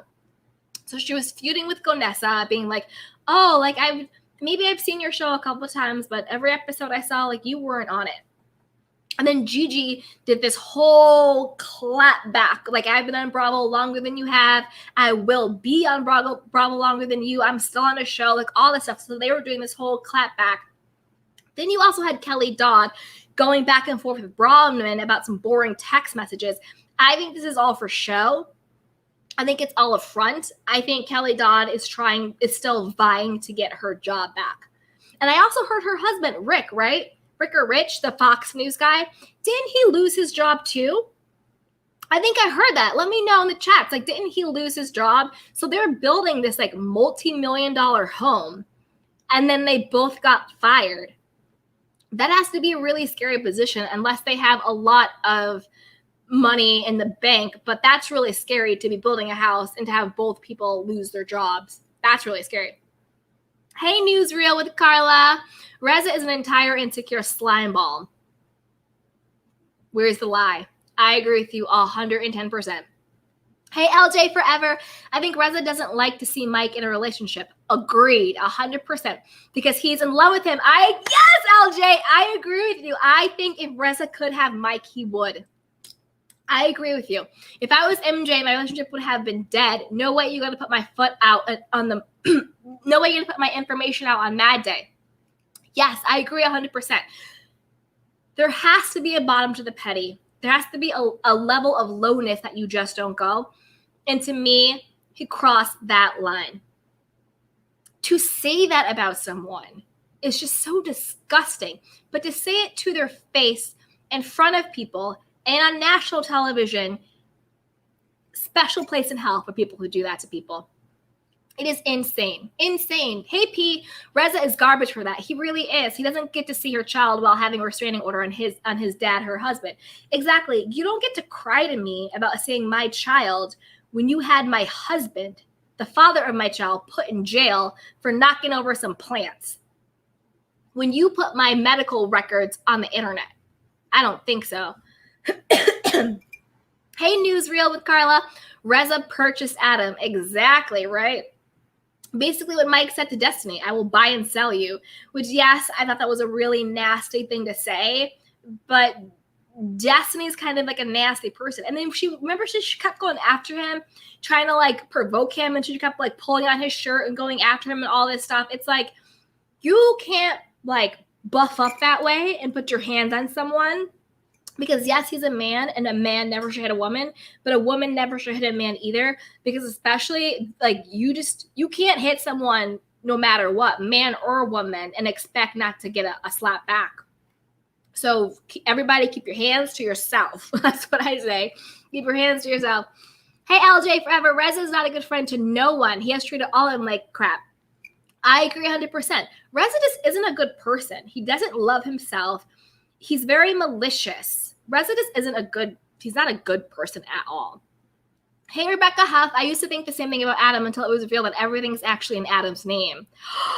Are you serious? Rebecca has some hot tea. Everything is in Adam's name. Is that because, does Reza have like bad credit allegedly? Or maybe not as much money as he says he does? Wow. Thanks, Rebecca, for that tea. Hey, Positively Addicted Phoebe. Yeah, Adam wants to be a kept man. When he decided not to have children, I knew Adam has one foot at the door. I agree.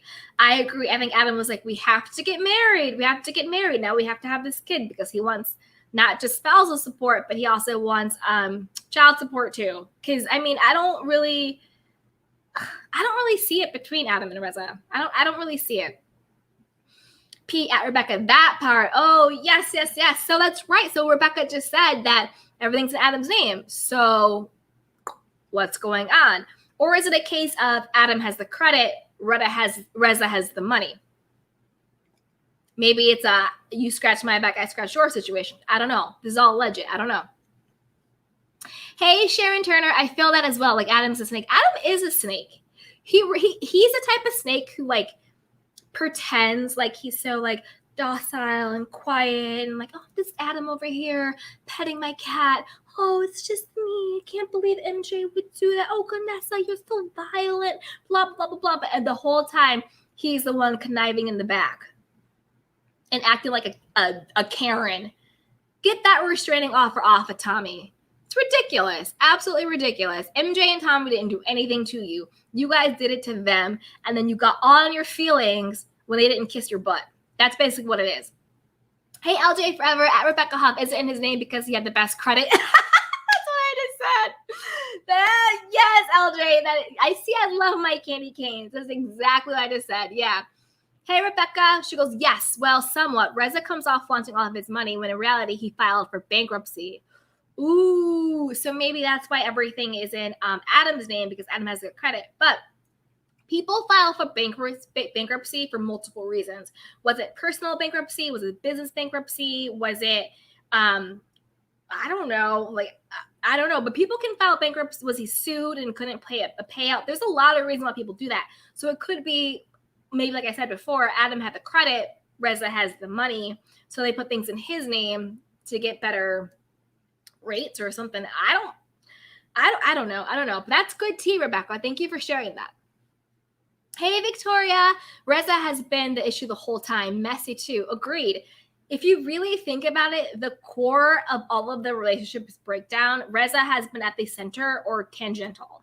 He's just a really messy person. And there's a part of me that's like, does he know how evil and messy he is? Or is he sort of blind to his own mess?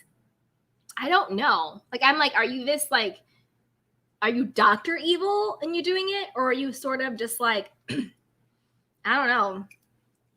I don't even know. Hey, Kim Hobson, his wife changed her religion for him. Yes.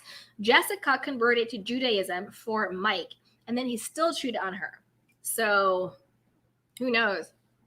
Hey, Rebecca, just remember this isn't the first time Reza put out rumors about MJ. Exactly. Reza was behind telling him that MJ was hooked on pills, etc. Yeah, Reza plays very, very dirty. Very, very dirty. And I don't know why MJ still is friends with him or takes him back. Like, that's why I really hope she's just doing it for the show and she's just doing it for a check. Because MJ, you can't be that blind to this person who continuously throws you under the bus. And who continuously says really mean and bad things about you. Like, you can't. Hey, Victoria, Mike is a waste. All that buffness for nothing. I know. That's what I'm saying. Like, he's not right here and he's not right here. So no matter what he looks like on the outside, until you get your mind right and your heart right and your spirit right, you won't be right. Hey, Gayla, Mike is a master manipulator. He really is, especially when it comes to like the women in his life.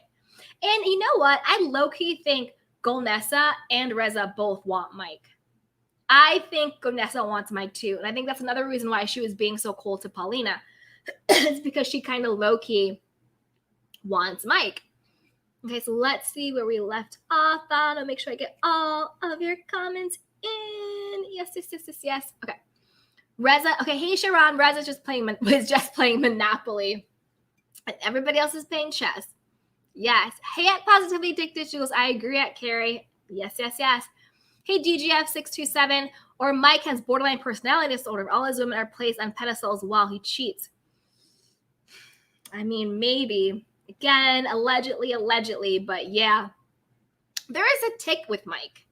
There is a tick, like something is wrong. Because like how he gets up and he's like, I just want to tell everyone and I want to come clean and blah, blah, blah. And and it's just like, you're doing too much. Like, just relax. Like, we don't need all this. Like, sit down. Hey, Carrie, Mike wants a traditional woman, which is perfectly fine, but he still looks to his mother for answers and approval on business moves. In my opinion, he's not even a traditional man. Damn, come through with the read, Carrie. Come through. Yeah, Mike is still very much stunted. Very much stunted and coddled. Hey, beautiful Jaja. Hey, Jaja L. Mike doesn't associate sex with emotion until he resolves that fact in order to be in a monogamous relationship. It'll always fail. That is so true. Because remember when Paulina was like, oh, he says it's his porn? Like he gets turned on texting the women, but he like comes to her or some weird crap he said. Yeah, it's weird. It's some really weird stuff going on. Hey, LJ Forever. How would everyone know that Paulina comes from money? Her ex is from money. If Mike wasn't bragging on it like a true gold digger, Paulina should be with Sherman. You know what? Paulina and Sherman would make a cute couple. They really would. And I think Sherman has his own money, right? Like, I think Sherman is already like established in his own place. So that's a really good point. Hey, Gayla, Paulina looks sad. I feel for her. I want her to get her the strength to leave Mike. Me too. She really does. She looks like she's like really, really sad and like is numbing the pain through alcohol. Like, I don't think she's like an alcoholic. I don't think she has an alcohol problem. I think it's situational. I think she's really going through it with Mike. And she's using alcohol in an unhealthy way to cope. You know what I mean? Like, there are some people who are like alcoholics and they might need to like go to like AA and get treatment and like maybe not drink or anything or become sober. I don't think that for Paulina. I do think she needs to get help, like go to therapy, and with therapy, wean off of it. But I think it's situational. I think she's drinking so much to numb the pain regarding this particular problem. Hey, Victoria, she's probably numbing herself because exactly. I love my candy canes. That's exactly what I was saying. Hey, T. Grayson, Mike needs to have a single life and just poke when he wants. Exactly. Mike just needs to be single. Work on himself. Be single. Do you. Stop stringing along and wasting the time of all of these women. Hey, LJ Forever. I think Nima should come on out of the closet. Oh, we love our LGBTQIA community. We love them. But, I mean, Nima did want to do pedicures. And this is no shade. He did want to do pedicures with Mike as like a guy date night. And he did come to Halloween dressed as MJ. I'm not saying any of those things make a person gay. I'm not saying any of those things are negative. I'm just saying, I don't know. I don't even know what I'm saying there. Hey, Sharon, facts. Hey, Shady Mac, Reza turned his back on Asa as well. Yes.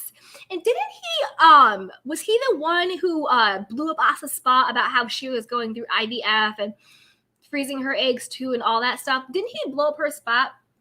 Wasn't he the one who told her secrets too? Reza is not to be trusted. Hey, Shadi Mac, or that she has Stockholm syndrome. She might have Stockholm syndrome, Paulina. She might. That's what I was saying. She seemed like a hostage. She was just like, don't say anything. I'm okay. I'm going to use the bathroom. Don't say anything. Have a shot. Can I have a shot? Can I have a shot? Can I have a shot? Like, it was bizarre behavior. Hey, Gayla. She goes, Destiny is a whole hot ass mess. Reza is mean spirited. I agree. Destiny is like, what? Okay, what is it about Destiny that I just don't like? There is something about, it's just, something about Destiny just doesn't sit well with me. Like, I think Destiny is hiding something, or she's really hiding who she really is. Like, there's something that just doesn't sit well about Destiny with me. And Reza is very mean-spirited. He is. He's very, very mean. I think he's the person who, like, I think MJ and Reza, they say, oh, we partied, we grew up together. But I think if you, like, went to their high school, they probably weren't, like, the cool kids. Do you know what I mean? But they're kind of like the people who, like, they think they're cool now because they have, like, a reality show, but, like, they weren't, like, the cool kids. So if that makes any sense. I think maybe there's still some, like, insecurity and trauma from that still going on, trying to, like, prove your value and worth. Hey, Jaja L, she goes, Destiny is so effing annoying. Yeah. Yes, I agree with you 100%. She does way too much, and the whiny on the brink of crying voice just takes me over. Exactly. I think she's a good girl, but getting too TV for her own good. Yeah, I agree, and I think that's what it is. And I think that's what's rubbing me the wrong way with Destiny. It's like the work is showing. It's like it's like, be interesting. Don't show me that you're interesting. You know what I mean? Just be an interesting person. Don't do all of this stuff. It's insane. Jaja L goes at LJ Forever. Right? Exactly. Hey, LJ Forever. I think they all have borderline and culture vultures. It's like they are acting out their interpretation of what ghetto fabulous looks like. Agreed. Okay, what do we think about Golnessa's Sip and See with the whole African safari coming to America theme? Do we think that was appropriation? Do you think she was doing too much? Like, she appropriates the culture too sometimes. So what do you guys think about that? Hey, Yellow. He goes, what's going on with House of Aaron and so Deb? What's going on with House of Aaron and so Deb? I don't know. I was texting with So Deb last night, but he didn't say anything. I'll check on that, though. I will check on that, and we'll talk about that. I'll check in. Hey, Denise. He goes, Destiny is renting the house across the street that is owned by Reza. Oh. So she's not just now his neighbor. She's also his tenant. So she's literally that far up his butt just to be on the show. She had to move in his neighborhood, and she's renting from him. Yeah, Destiny, the work is showing. Those aren't real friendships. Those are bought and paid for friendships for the show. Do you know what I mean? Like, that's not a real friendship.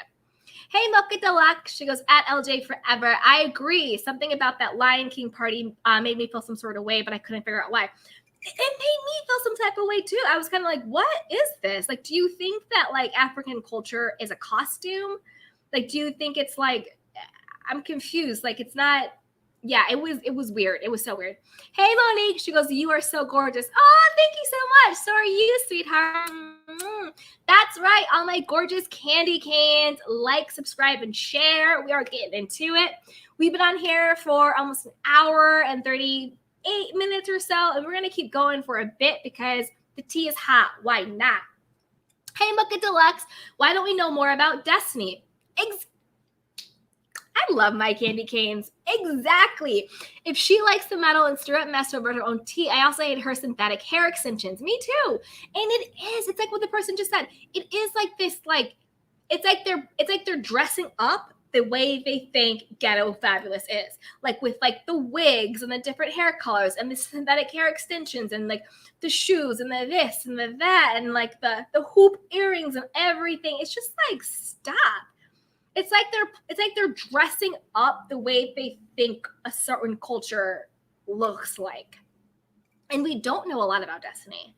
Like all we know is that like she grew up with her mom. She didn't really know her dad. But to me, that's a little like generic-y. Not generic-y, but it's like when you look at the grand scheme of things, a lot of people, you know, didn't grow up with their father or their mom had a contentious relationship. You know what I mean? Like to me, that was almost like I'm going to give you a little bit something to pretend. Because I don't think it was that really big of a deal to her. The way it came out. You see what I'm saying? Hey, Monique. She goes, so why not dump Adam? Everyone knew Reza was not being faithful. Yeah.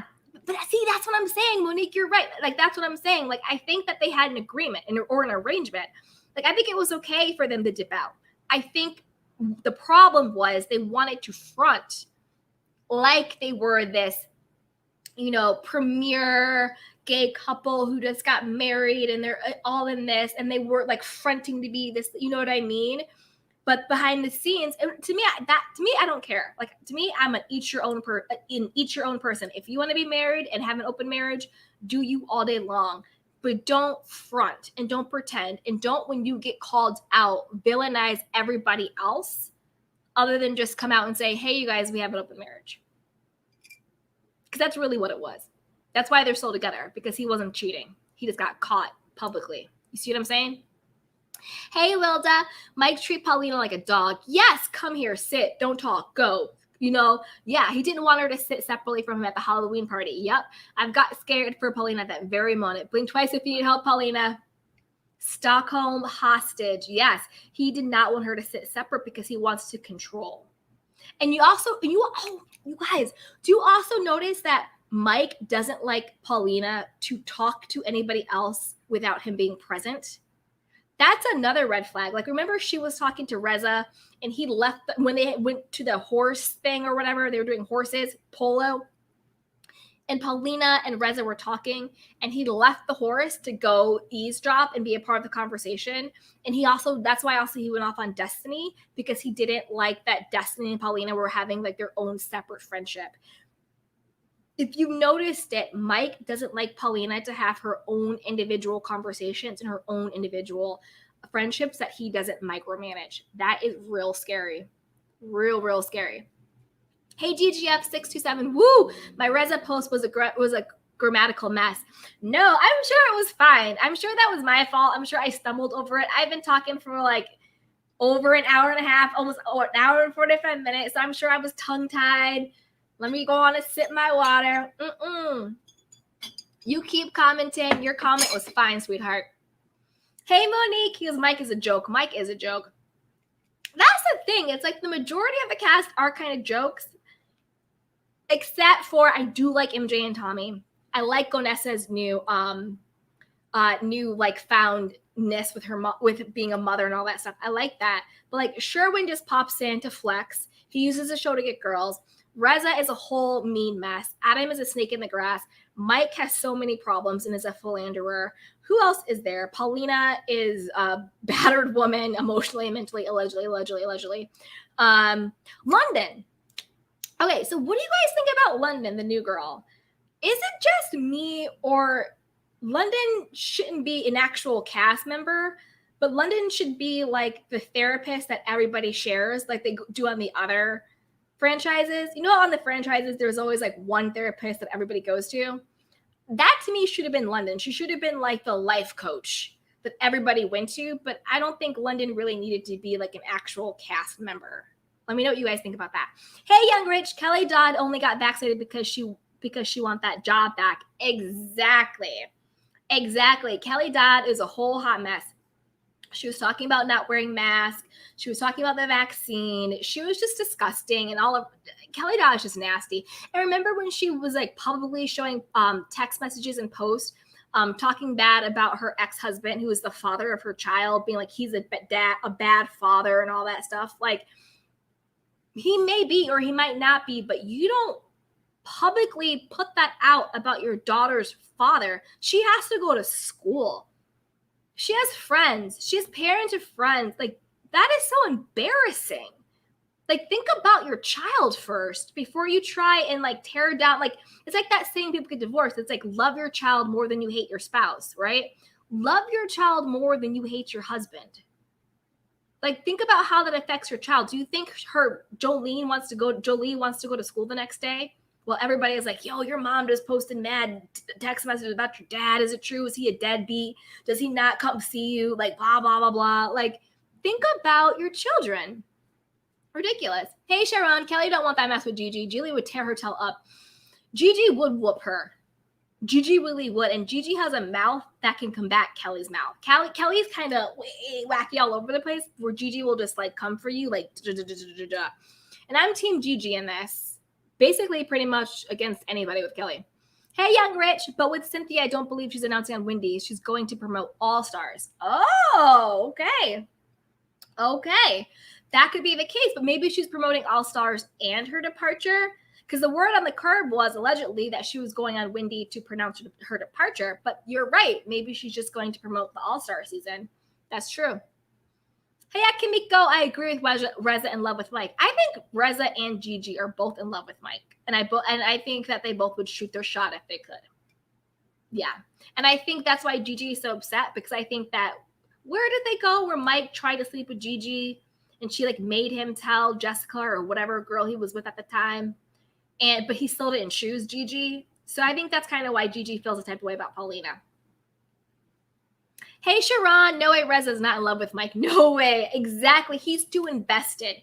He's too invested in all of Mike's business and all of Mike's relationships.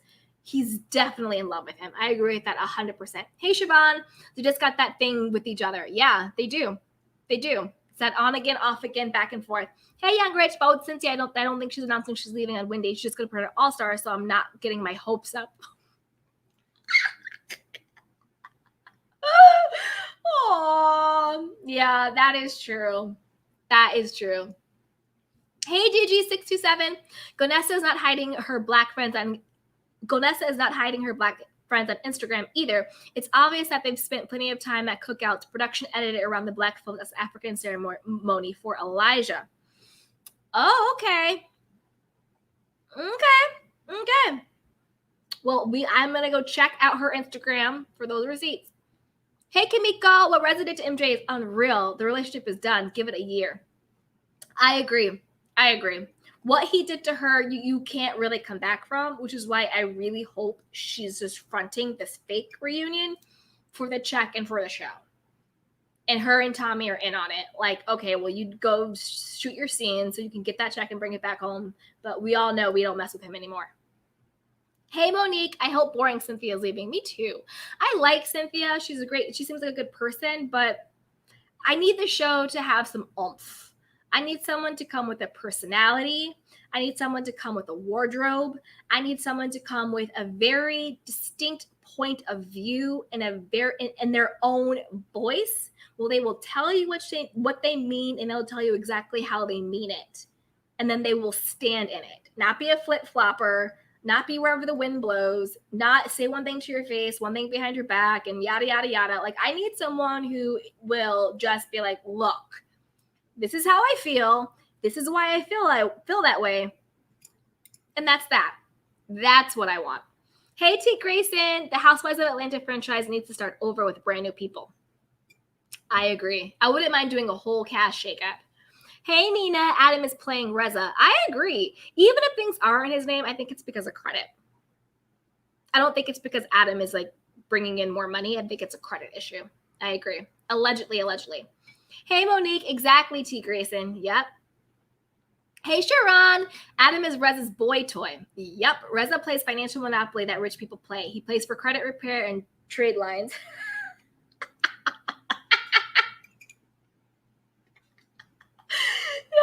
Stupid. I love you guys. I love my candy canes. Hey, Rebecca.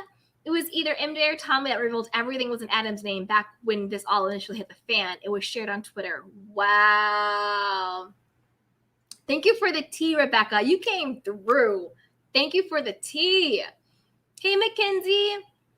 She goes, I think Mike needs to move out of LA. Maybe there is just too much temptation. His choices have set him back years. I thought his current relationship was perfect, but he effed that up again.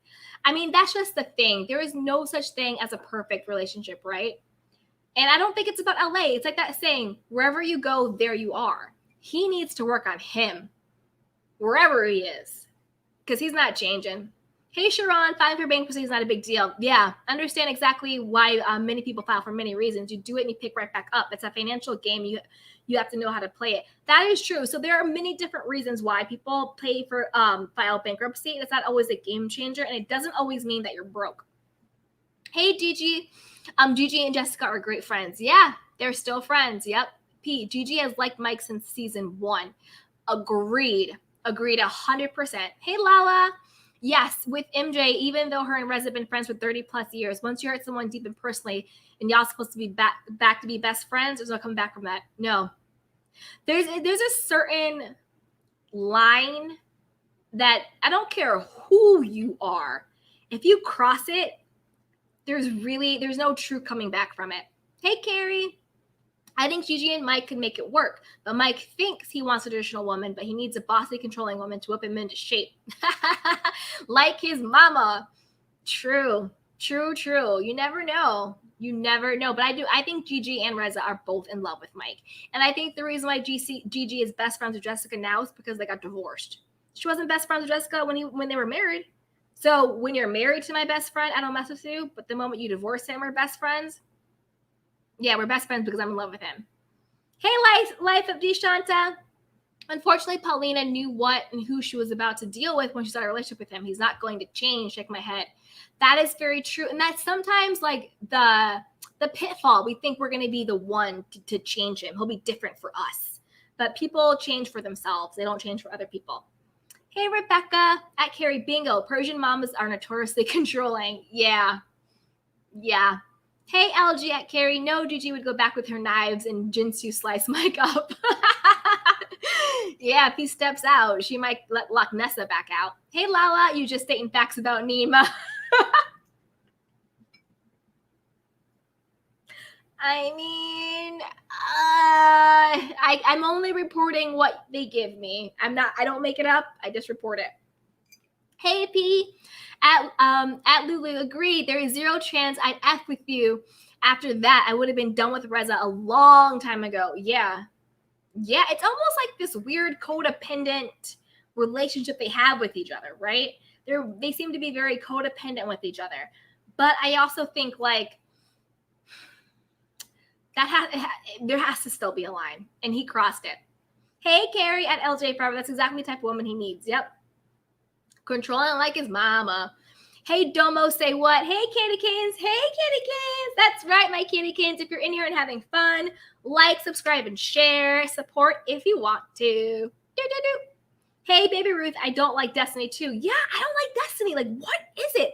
She's just too fake and phony. It's just like, I don't think we've seen who she actually is as a person. I've only seen her as a mouthpiece and trying way too hard to be ghetto fab. Hey, Lala. Same. I think Destiny is lost on who she is and overacting with her personality. Exactly. It does not come off as genuine. She's hiding something. I agree. She is hiding. There's something going on that she doesn't want us to see. So she's putting up this front. Hey, Life of Sean D. Shanta. Sorry if I slaughter your name. Life of Sean D. Shanta.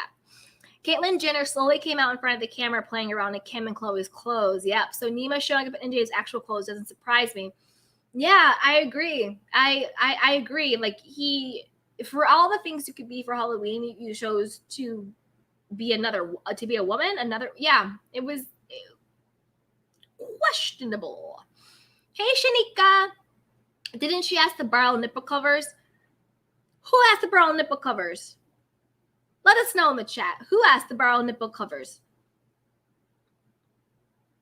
Hey, Carrie. Boy, I wish the cameras were set up at the house that Mike and Paulina went to after that party. I know he fussed her slam out.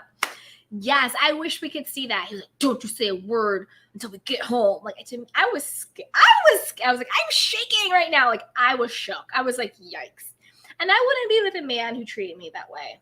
And I wouldn't be with a man who made me drink myself to oblivion because I don't want to deal with all of the drama and embarrassment that he is giving me, right? So yeah, I wish we could have seen that. I felt bad for her. Like, I wonder, like, what. Oh, Sunika, sorry. Oh, Sunika, yes, you mean, did Gigi say, or Destiny said she needed nipple covers, right? Sunika, too much. Exactly. Hey, Carrie, The Lion King is for everyone. I think it was cute.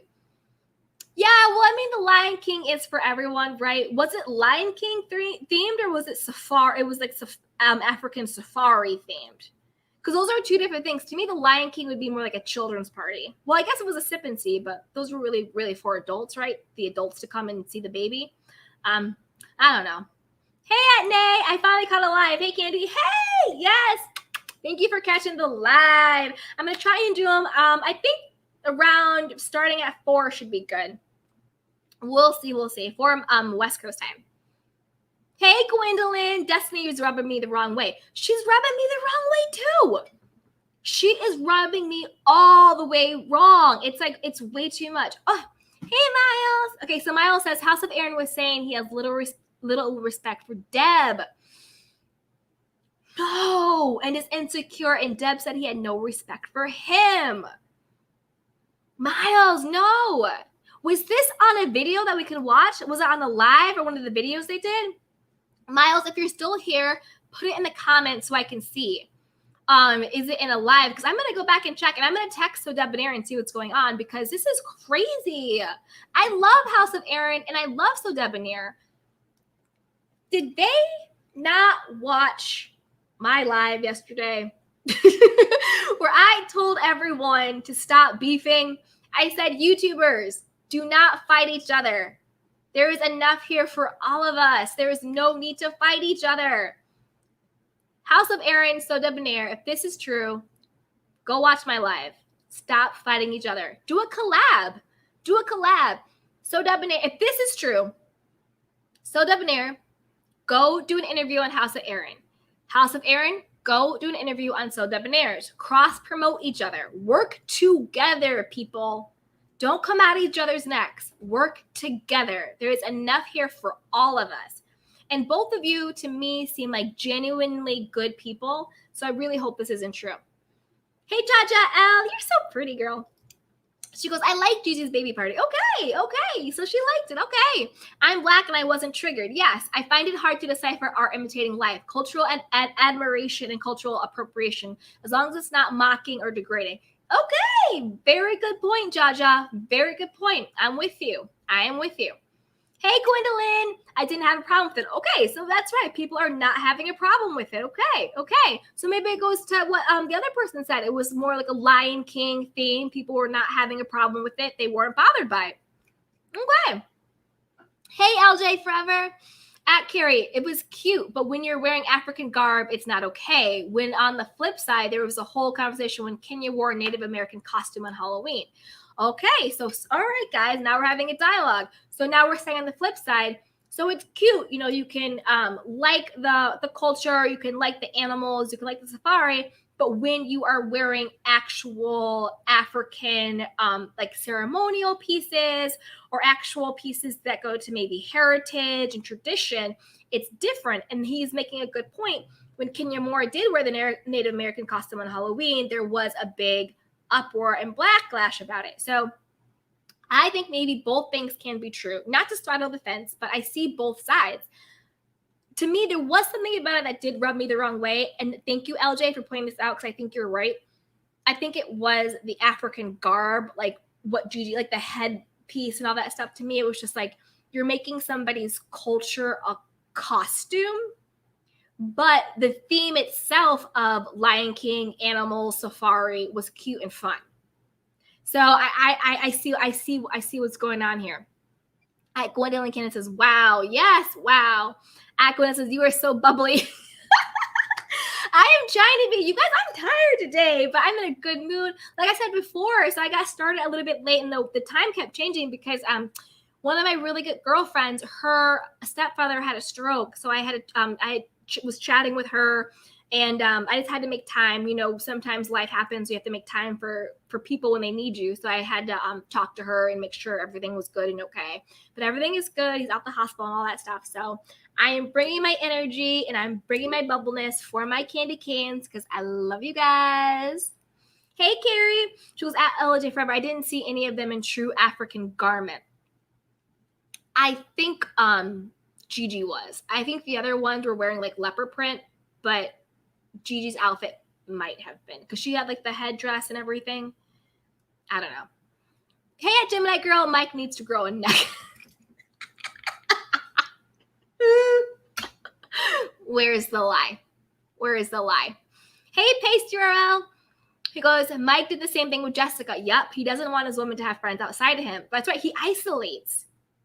He really likes to isolate his women so we can control and manipulate. That's how you really control someone, is when you isolate them and you are their sole outlet and then all information is fed through you, so you control all narratives. That's how you control someone. Hey, Jaja. She goes, at LA forever. Let's talk about it. She goes, it's like saying, okay, white people wear Doc Martens, so if you wear them, you're appropriating. I think the convo needs to be not what's worn, but how it's worn in context. Yeah, but okay, I see what you're saying, Jaja, but Doc Martens aren't a part of a white culture's like traditional wardrobe, right? It's not like white culture has a wedding ceremony and you have to wear Doc Martens because it's a part of their tradition, right? It's not, it's a little bit different. To me, like, I think anyone can wear Doc Martens. It's not necessarily like, I get what you're saying, and I also get what LJ was saying. I think what LJ was saying, if it's a part of traditional cultural, it's like, think about an army. Okay, for example, right? Say, it's a part of like your army outfit. You wear your hat and your medals and all this stuff. Veterans really honor that, right? It's a part of that lived experience of someone who's gone to war and of someone who has served. So they really honor their uniform and their medals and their hats and stuff. So to see someone wear that and appropriate it in a certain way or make it out in, like, you can have like an army costume, but they're different, right? But to have someone wear it as like a costume, it's different. I don't think that Gigi's intentionality was to be disrespectful. I don't think that was her intention, but I do think how it could sometimes rub people the wrong way if it is a traditional outfit that people are using as a costume, if that makes sense. I don't think her intention was to appropriate or to be disrespectful, but I can see how someone could take it that way. But I also see Jaja's point too, where it's like, sometimes we just have to see like how people are wearing it, what's the context, what do they really want, like what is their really end goal with it. So I really do see all sides here. I don't think Gigi was trying to be disrespectful, but at the same time, Native Americans, African Americans, any other, culture, they don't necessarily want to see their garments being worn on somebody else as a costume. Hey, Kayla. She goes, I think that it was MJ was alluding to all while they were in Hawaii. She made the comment about Persian men. Yeah, remember when she made the comment like, I'm happy I have like a white man because Persian men are too controlling. So she was saying, I agree with you. She was just basically saying like, wow, like you got your hands full there with Mike. He's really controlling. And it's true. He is controlling. But I wouldn't say it's just about, of course, there's stereotypes about all men, about, different cultures. But I think, but yeah, he just is a controlling man. Hey, Ella. She goes, why did Gigi call her son Mama? Why does Gigi calls her son Mama? Why does Gigi calls her son? You mean that Gigi calls her son Mama? She did? I mean, his name is Elijah. I didn't hear her say that, but that's weird. If she's calling her son Mama, that is weird. That is weird. I have to go back and see if I see that, if I saw that. Hey, Lala. Exactly. She was so boring. Sorry. Are you talking about Cynthia? or London? Because they both kind of are bores. Hey, P, Tommy made me stop disliking MJ. Tommy made MJ a better woman. He did. Point blank. I know in the beginning there was talk like, oh, maybe Tommy's just trying to do a come up. He wants her for her money. I don't think so. I think Tommy genuinely loves MJ, and I think Tommy showed MJ a type of unconditional love that made her learn to love herself. And not that anybody can make you love yourself, but you see what I'm saying? Like, and once she really loved herself, all of the drama and the gossip and the partying and the drinking and the backstabbing and the meanness kind of fell to the wayside, because she kind of knew what was really important and what she should be focusing on. So I agree with you 100%. Hey, Joanne, Mike seems to always cheat. Yup. But now her kids are in the mix and he needs to put his big boy pants on and grow up. Exactly. It's like you're playing with kids' lives too. It's not just you and Paulina, it's you and Paulina and her kids. And clearly you are an active part of that. And having the kids watch their mom sort of like fade away, that has to be hard too. Like, it's really hard to watch, like, in general. It's hard to watch. So think about, what does her kids see, right? Hey, Dr. J1913, funny girl. Oh, when they got into the SUV, Mike told her, don't say anything until we get home. I know. And the way he said it was just like, you better not. Like, it was a threat, right? It wasn't even like it wasn't like, don't say anything till we get home. It was like, don't say anything till we get home. Basically being like, you know what you're going to get if you open your mouth. And that is what was scary. He said it like it was like a threat. Like, if you open your mouth, you know what you're about to get. Scary. Hey, Rebecca. At Pacerl, I was just thinking the same thing. Didn't Mike actually go off on Reza for talking to Jessica without him knowing? Yes. Yes, he did. Yes, he did. Mike is like that. Mike likes to isolate whoever he is with. His women aren't allowed to form their own friendships or even have their own conversations. It's insane. Hey, well done. London is straight up awkward. She is. She should be the therapist behind the scene. I agree. She should be the therapist or the life coach or the tarot reader or you know, whatever that they bring in, and she does it for each person. Like, that is what London should be. I don't think London needs to be a main character. Hey, DGF, MJ and Tommy deserve their own show. I would be down for a spinoff. Yes, they were set up for it with the trip to Boston and both have interesting families. I agree with that. I would be here for a spinoff. Hey, Jaja, she goes, at Ella Haynes. I was wondering the same thing. At first, I thought she was directing it to herself, but she kept doing it. Thought I was the only one who noticed. So, wow, she was really calling her son Mama? That's weird, right? I mean, I don't want to tell anybody how to raise their kid, but calling a child Mama, that's bizarre. Hey, Gwendolyn, just like his ex-wife. Yeah. Mike tried to control Jessica, and he would always tell her, don't say anything. And remember when she got fed up with the cheating, and she went to the party, and she was like, I'm going to tell everyone what you did. I'm going to tell. And he was so mad at her. Hey, at Life of Deshanta, Kelly also made a mockery of the Black Lives Movement. Yes, Kelly Dodd did. Remember, he had the drunk wives hat? Last year, in the height of the protests against police brutality, too. Yeah, it took a while for her to back down and apologize after getting heat from Bravo. Exactly. She was like, I know Black Lives Matter. All lives matter.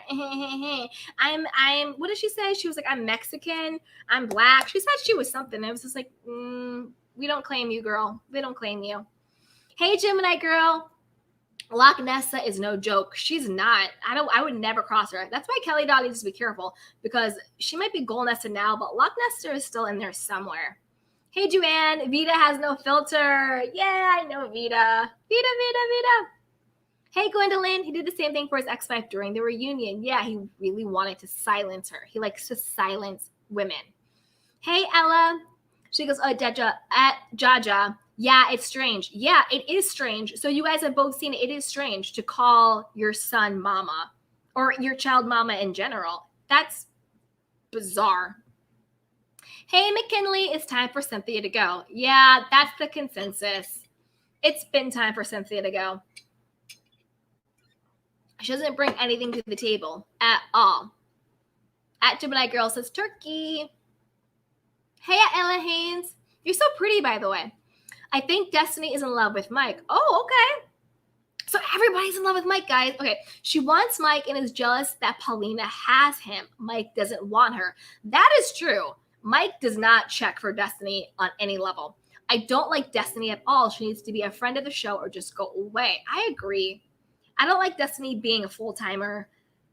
She could be a friend of the show, pop in and out every now and then, but there's something off about Destiny that I just don't like. I don't know if she's in love with Mike, but something's off. I think Gigi and Reza are in love with Mike, though. Hey, Gwendolyn. No, she shouldn't. Yes, London is the life coach. Yeah, exactly. You're right. No, she shouldn't be a full-time person on the show at all. She shouldn't be a cast member, and she is the life coach. She's the person you bring, and they do a little session every other show. Okay, you guys, we have been on here for over 2 hours. I'm going to try and get to some more comments. I'm trying to get to some people who I haven't talked to yet, so make sure everybody feels heard. Hey, Poetic Cows, you said right. Yes. Hey, SNET, we don't need to see any more weddings on RHOA. I agree. We don't need to see weddings. We need to cast housewives. It's called The Real Housewives, not the real brides-to-be, maybe side chicks. You know what I mean? We need to cast actual housewives so then we don't have to watch anybody's wedding. I agree with you 100%. Hey, Mocha Deluxe, I'm so glad you mentioned the Real Housewife fashions. You got Marlo dressed like a sexy ninja warrior stripper, and Candy is always in the latest rainbow fashions, even though she can afford better. Girl, I'm saying, that's what I'm saying. I want to see someone who can dress. I want to see someone who has a wardrobe. I want to see somebody who has their own sense of style and flair, but it is so put together from head to toe. I want to see someone who is aspirational. Someone who I'm like, wow, that's really how the other half lives. Like, that's what I want to see. Hey, Ariel Jordan. Mike is the epitome of toxic masculinity. True, true, true. It is so cringeworthy to watch how he treats the women he's involved with. It is. It is very, very cringy. I agree with you 100%. Hey, Rebecca. I don't think the issue is that he filed for bankruptcy. The issue is that they were trying to show is that he comes across as wealthy, buying caviar, extremely expensive jewelry, new houses, etc. Yeah, I mean, they all on the shows, they all kind of have to front. They all front that lifestyle. Hey, Kimiko. Yes, I agree with Ariel Jordan. Yes.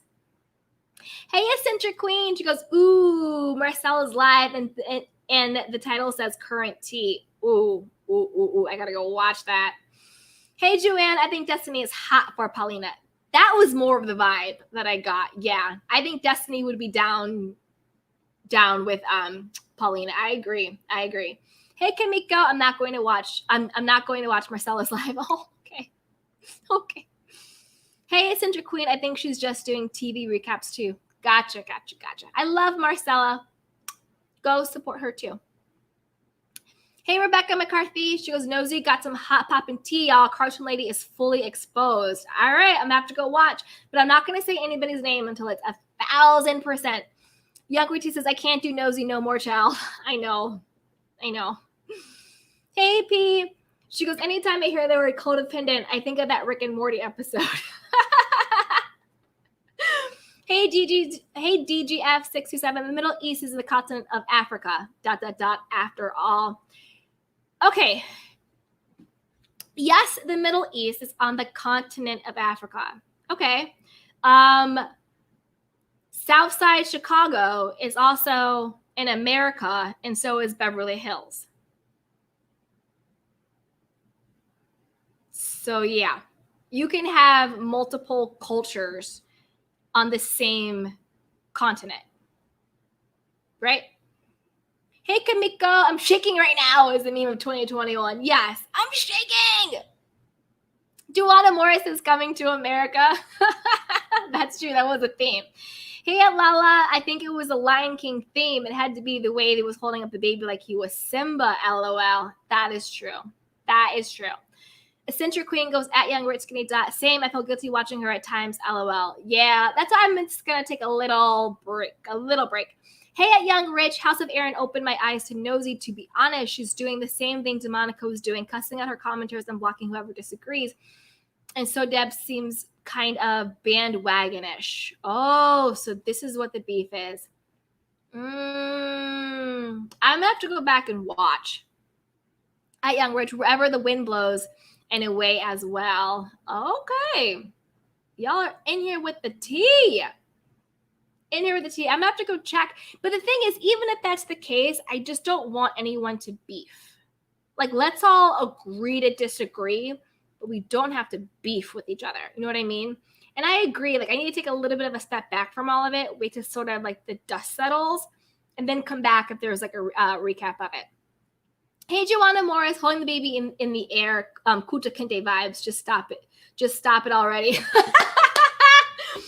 True. Well, I mean, where do you think the Lion King got it from? You know? Where do you think the Lion King got it from? Hey, DGF627. Gigi acknowledged that she's inspired by Black culture. The receipts are on Insta, so I was like, gotcha. Yeah, I'm going to go and check out her Insta now. I'm going to go out and see. At DG Success says ... cool. Hey, R. He says, hey, all. Hey, hey, hey. At Young Bridge, I'll be praying for your friend and her family. Thank you. Thank you. I think they'll be okay, but we got through it and we are here and we are with it. Hey, P, I like Nosy's brashness. Some people are just for it and some subs are annoying. Oh, no. Hey, DGF67, BPD. Is that borderline personality disorder? Isolates partners and walks on eggshells. Yeah. It's too much. It is too much. Hey, Kamiko. Thanks, Candy, for being here with us. Your candy canes. Oh, my God. Mwah! You are so welcome. You guys give me life. I love my candy canes. Welcome to the candy shop. All are welcome. And we're going to keep with it. We have been on this live for 2 hours and 15 minutes. So let's push through some more. I want to make sure I get to as many comments as I can because I love you guys. And I want to make sure everybody feels seen and heard. So hi, Life of Deshanta. Culture and a shoe brand is totally different. No comparison. Right. So yeah, so I get what she was trying to say with the Doc Martens. I think maybe it wasn't the correct analogy, but I get what she was trying to say. And I agree with you. Culture and a shoe brand, they're totally different. But I do understand the point that she was trying to make, but you're right. There's no comparison between culture and brands. That's like saying all Black people wear Nikes, so nobody can wear Nikes, you know? Hey, Joanne. Yes, thanks for your time, Candy, and your refreshing attitude of unity between YouTubers. You're welcome. Yeah, I mean, it doesn't make sense to me. If somebody has a style you don't like, cool. They're allowed to have that style. Let them have it, and you keep doing you. If you know what I mean, like it's okay. Collab with the people you want to collab with. And if somebody isn't vibing with your vibe on. You know, there are YouTubes out there who I kind of watch their stuff and I kind of side-eyed, but I'm not going to go out here and say anything bad about them. Like it's a waste of energy. I would rather praise and support people who I am in alignment with, and people that I'm not in alignment with, I can wish them well and stay at a happy, healthy distance. I don't ever think there's a reason to tear someone down unless they are, not even if, but like, yeah, there's just no reason. Even if somebody comes at you, you can just not engage and take the high road, right? I don't know. Hey, Mellow Drew, good to see you in here. At P, same could be said about Monica too then. What could be same about Monica too? I don't know what P said. Hey, Lala, London. London needs to go. Hey, at P, it's adopting something and making it your own. Kind of like what Dapper Dan did with making Gucci into jackets, hats, etc. Yeah. Hey, Soon Lily. I did not see the show, but the African theme is odd when I have not seen them with any Black or African friends on the show. That's true. There was someone in the comments who was saying, I think it was DGF was saying that Gigi does have a lot of Black friends and she was posting them on Instagram and all that stuff. But again, just because you hang out with the culture doesn't mean you can appropriate the culture. There's one thing to participate in and honor and have fun with and celebrate. And when there's a difference between appropriating. I don't think Gigi meant to do it. I think her heart was in the right place, but I think it gets tricky when it comes to like cultural, actual traditional stuff. P at Mellow, I guess. Yeah, I don't know what you guys are saying. Hey, Joanne. She goes, yes, Gigi did use mama like it was a nickname for her son. Dr. Heavenly calls her daughter that also. Right? And Dr. Heavenly also calls her, because she calls her husband daddy, and then she calls her daughter mama. Ooh. There's something, I don't know, there's something that doesn't vibe right with that. It's weird. Hey, Jaja P, that's kind of what I'm saying. Yes, you guys have some stuff going on. You guys are agreeing. I love it. Hey, Carrie. She goes, Veda said exactly what I thought. Destiny can use a little more booty, but why Reza had to tell her that? Exactly. Reza went back and started to stir the pot because he was mad at MJ because MJ told Gulnessa that he cannot see Shams. And instead of being an adult and talking to MJ directly and saying, hey, MJ, Gulnessa told me that I'm not allowed to see Shams. That kind of hurts my feelings. Can we talk about it? Like a normal adult would have in a normal conversation. He had to triangulate and cause all this mess. take what Vita said, bring it back to Destiny, blow it up into this whole thing they didn't have to blow into, all because his little feelings were hurt that MJ told Golnessa that he couldn't see Shams. It was so obvious what he was doing. He was just throwing jags at Vita as a way to get back at MJ because he's emotionally immature and stunted and he doesn't have healthy communication skills. So when MJ's feelings are hurt, he doesn't know how to communicate that in a healthy way to the person who hurt his feelings. He has to go all around it and create drama and all this stuff in order to get his feelings out. Hey, Kamiko. She goes, I wasn't here for Tommy, but he grew on me. Yeah, Tommy grew on me too. I really like him. I think he really does love MJ. And I think he's a really good dad to Shams. And the fact how close he got with Shams was really sweet too. Hey, J Mott. Wait until you see Family Karma in blackface. Bravo lets this happen. What? Family Karma is in blackface? Y'all are mess. Y'all are mess. Okay, let me see what you guys are saying in this chat. It's getting good. J-Mott says impersonating not okay. So true. LJ Forever says, J-Mott, I don't watch that show. Please tell me this is something that's not going to happen. Rick says, hey, J-Mott, what you say what now? Exactly. Life of Shanti said, I thought she was saying Baba. Maybe she's saying Baba instead of Mama. Oh my goodness. P at Jaja, I find her funny. The avatar was not funny, but yes, it's not for everyone. I feel you. Hey at Carrie says Mike needs Destiny or Gigi. Somebody needs to whoop him. Yes. Hey at DGF, you laughing at us. Yes.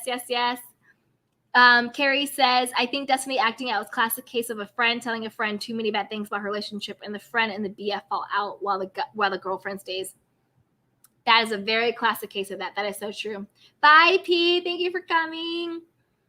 DJS, call Marcella when you sign off, Candy. Okay, I will. I will call Marcella. I'll text her. R says, LOL. Zara says, Iran is in Asia. Lulu M says, oh gosh. Zara says, the Middle East is in Asia and North Africa, but mostly Asia. Iran is in Asia. Oh my God, y'all are doing geography class right now, huh? Oh my God, do I have something on my teeth? You guys gotta let me know. You guys gotta let a girl know. Lip gloss. Hi, Elaine. Chan, she goes, hi, Candy. Hi. Tanisha says, how are you doing today, Candy? Yes. Mwah, I am blessed and highly favored. How are you guys doing? DGF says the Middle East is divisive European construct. Ooh. Now y'all really get into it. Jaja says, I like your channel. Do you go live daily? I do. I'm trying to go live Monday through Thursday, between 2 and 4. Like starting with I was doing 2 o'clock, but I think I'm gonna start doing 4 because I think more people are able to join then.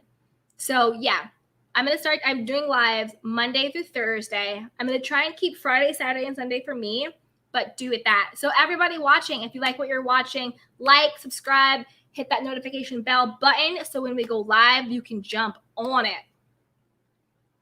Hey, Tunisia says, you are so beautiful and sweet, Candy. Oh, thank you. Even though I had lip gloss on my teeth, you guys gotta let me know when that happens, you guys. I'm just a girl too. But thank you so much. I appreciate that. Hey, Rebecca. Gigi is Muslim from Iran. Remember how upset Gigi was in Turkey? Yes, when I was making fun of the women in the burqa and chador. That just shows you how nasty Reza is and how self-hating Reza is. Because Reza is half Muslim, half Jewish, right? But he decided to go more toward his Jewish side, right? But how self-hating do you have to be to make fun of a woman in a burqa and a chador? I hope I'm pronouncing that correctly. I hope I am. That is nothing but self-hate, Reza. Look in the mirror. Look at the women in your own family, in your own lineage. And you have the audacity to make fun of someone in a burqa and a chador. Reza, you are the most self-hating person out here. The most self-hating person. I can't handle it. Hey, Epino, she goes, you are awesome. Oh, you are awesome too. I love you guys. Yes. And so after this, I'm going to have to connect with Deb to see what's going on with House of Aaron. And y'all said I have to connect with Marcella. So I'm going to see what Marcella is doing, and I'm going to connect with her and just give you guys all the tea when I get it. Hey, DGF, I'm Delisa. Nice to meet you. Oh, nice to meet you too. Hey, Young Rich, what do you think about Quad saying Toya Bush Harris is a subpar mom and defending Portia?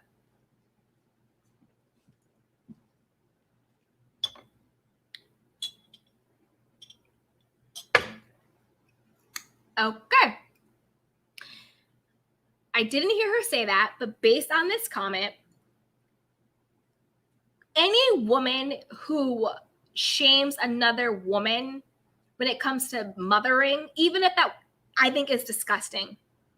Even if you don't agree with the way she mothers, maybe she's struggling, maybe something is going on. You don't ever call another woman a subpar mom, especially when you know Quad is doing it just to get a dig at her. You don't bring somebody's child or someone's children into the situation. You don't bring someone's motherhood into the situation. It's like we were saying before, like there has to be a bottom to the petty.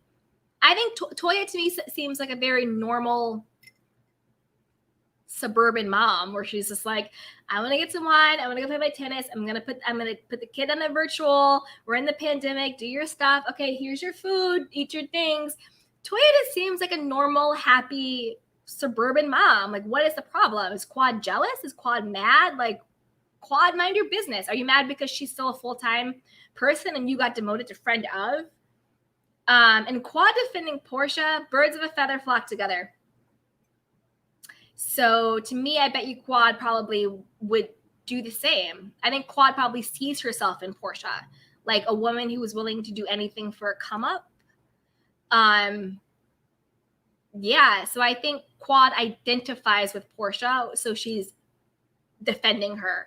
And for Quad to call Toya a subpar mom, to me, is just disgusting. You don't come for another woman's motherhood like that. You don't come for a way another woman chooses to rear her children. That is just really super, super dirty. And I wonder how she would feel if someone called her that. Because I think she adopted a daughter with like her and her mom, right? Which I think is really beautiful. But how would she feel if somebody came to her like that? Ridiculous. That Yummer said was on Watch What Happens Live. I'm gonna go back and watch that. That is so nasty and dirty. Hey, at Miss Main Event, she says, hey, Candy Canes. Hey, everybody. Mm-hmm. So we're going to be wrapping up very soon. We have been on here for almost 2.5 hours. Man, R says so dumb of him. I don't know who you're talking about, but I bet I agree. Hey, Denise, yes, sending all the love. Yes, I love you guys. Oh, so dumb of Reza for making fun of women wearing their traditional garments. I agree. Disgusting. Hey, Rebecca. Yes, we're going to religion. And yes, you pronounce both correctly. Thank you. Thank you so much. Because I want to be respectful to all religion and to all, custom garbs. I want to be respectful to everybody. So it's so disgusting. Hey, R. I remember that on Rebecca. Yep. Hey, Marta. She goes, nice, Katie. Nice to meet you. Nice to meet you too, sweetheart. Lysandra says, where's Mike next? You know what? You're not the first person to say that tonight. They're like, Mike needs to find a neck. That is so true. Hey, Tunisia, you have good energy, Candy. Thank you. Thank you. I appreciate that. Yes. Kamika says, I'm going to say good night now. Good night, Candy Canes. Good night. Mm-hmm.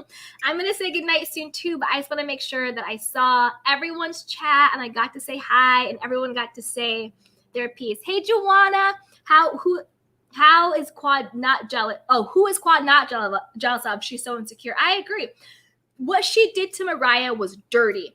Mariah gave you a big come up. She took you in. You didn't have it, allegedly. She took you in. You didn't have anywhere to stay. And you ended up sleeping with her sister's husband or boyfriend or ex or something like that. She brought you on the show, and then you wanted to be Queen Bee, and so you got everybody to go against Mariah so you could take her spot. You're super insecure. And for you to talk about another woman's motherhood and another woman's parenting skills is disgusting. You don't tear down other women, period. You can throw shade. You can go tit for tat. You can talk about how she dresses. Talk about whatever you want to talk about. There are just certain things you don't go there. You don't talk about people's parents. You don't talk about people's children. And you don't talk about people's parenting skills. There are just certain things that just need to be off of the table. It's insane. And Young Rich also Contessa went to Nashville for another reason than school. Yes. So that's what Dr. Heavenly said on her on her live with Anila, I'm not really checking for Anila either. She's another snake in the grass.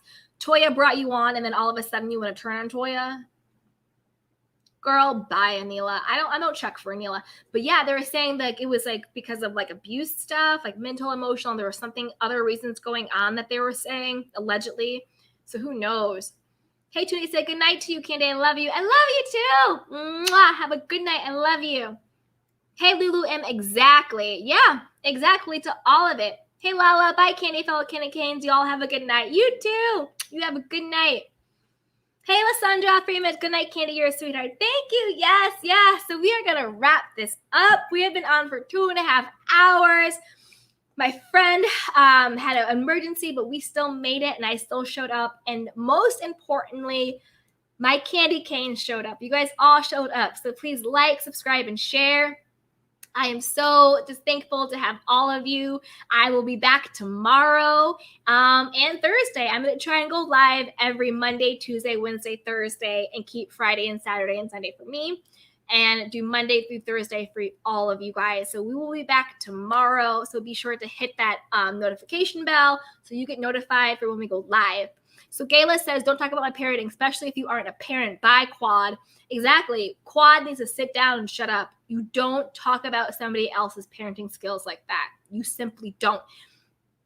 If you actually think your friend, associate, whoever is a subpar parent, instead of trying to blast them and destroy them, how about you say, hey, girl, do you want to get coffee sometime and like hang out and let's talk?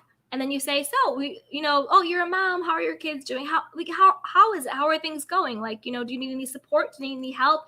I know a really good, mommy and me group. I know a really good, daycare center, or I know a really good community, or I read this really great book about parenting.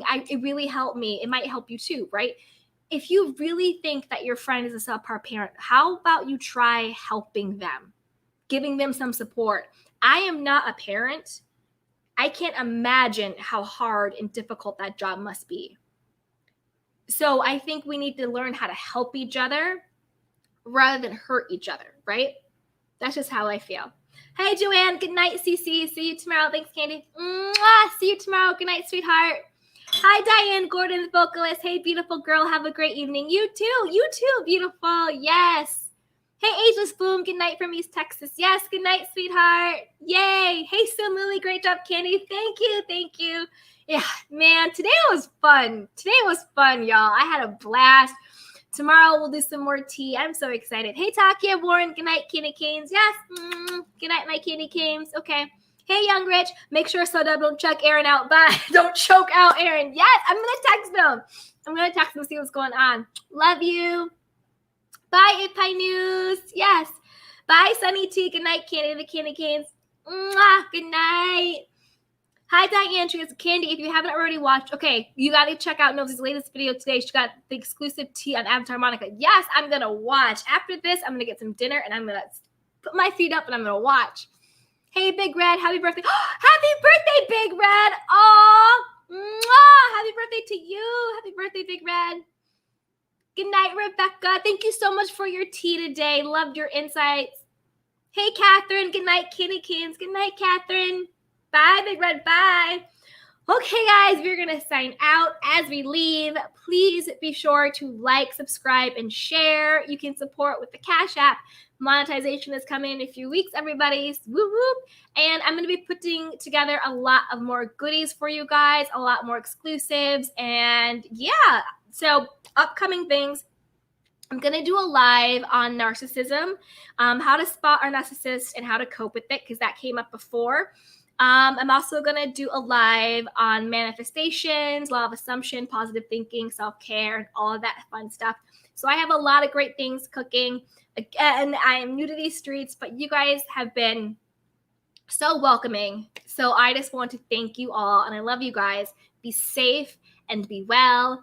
Monique says, be safe. Yes, be safe, everybody. Jaja says, like, share, and comment, subscribe. Yes, amen.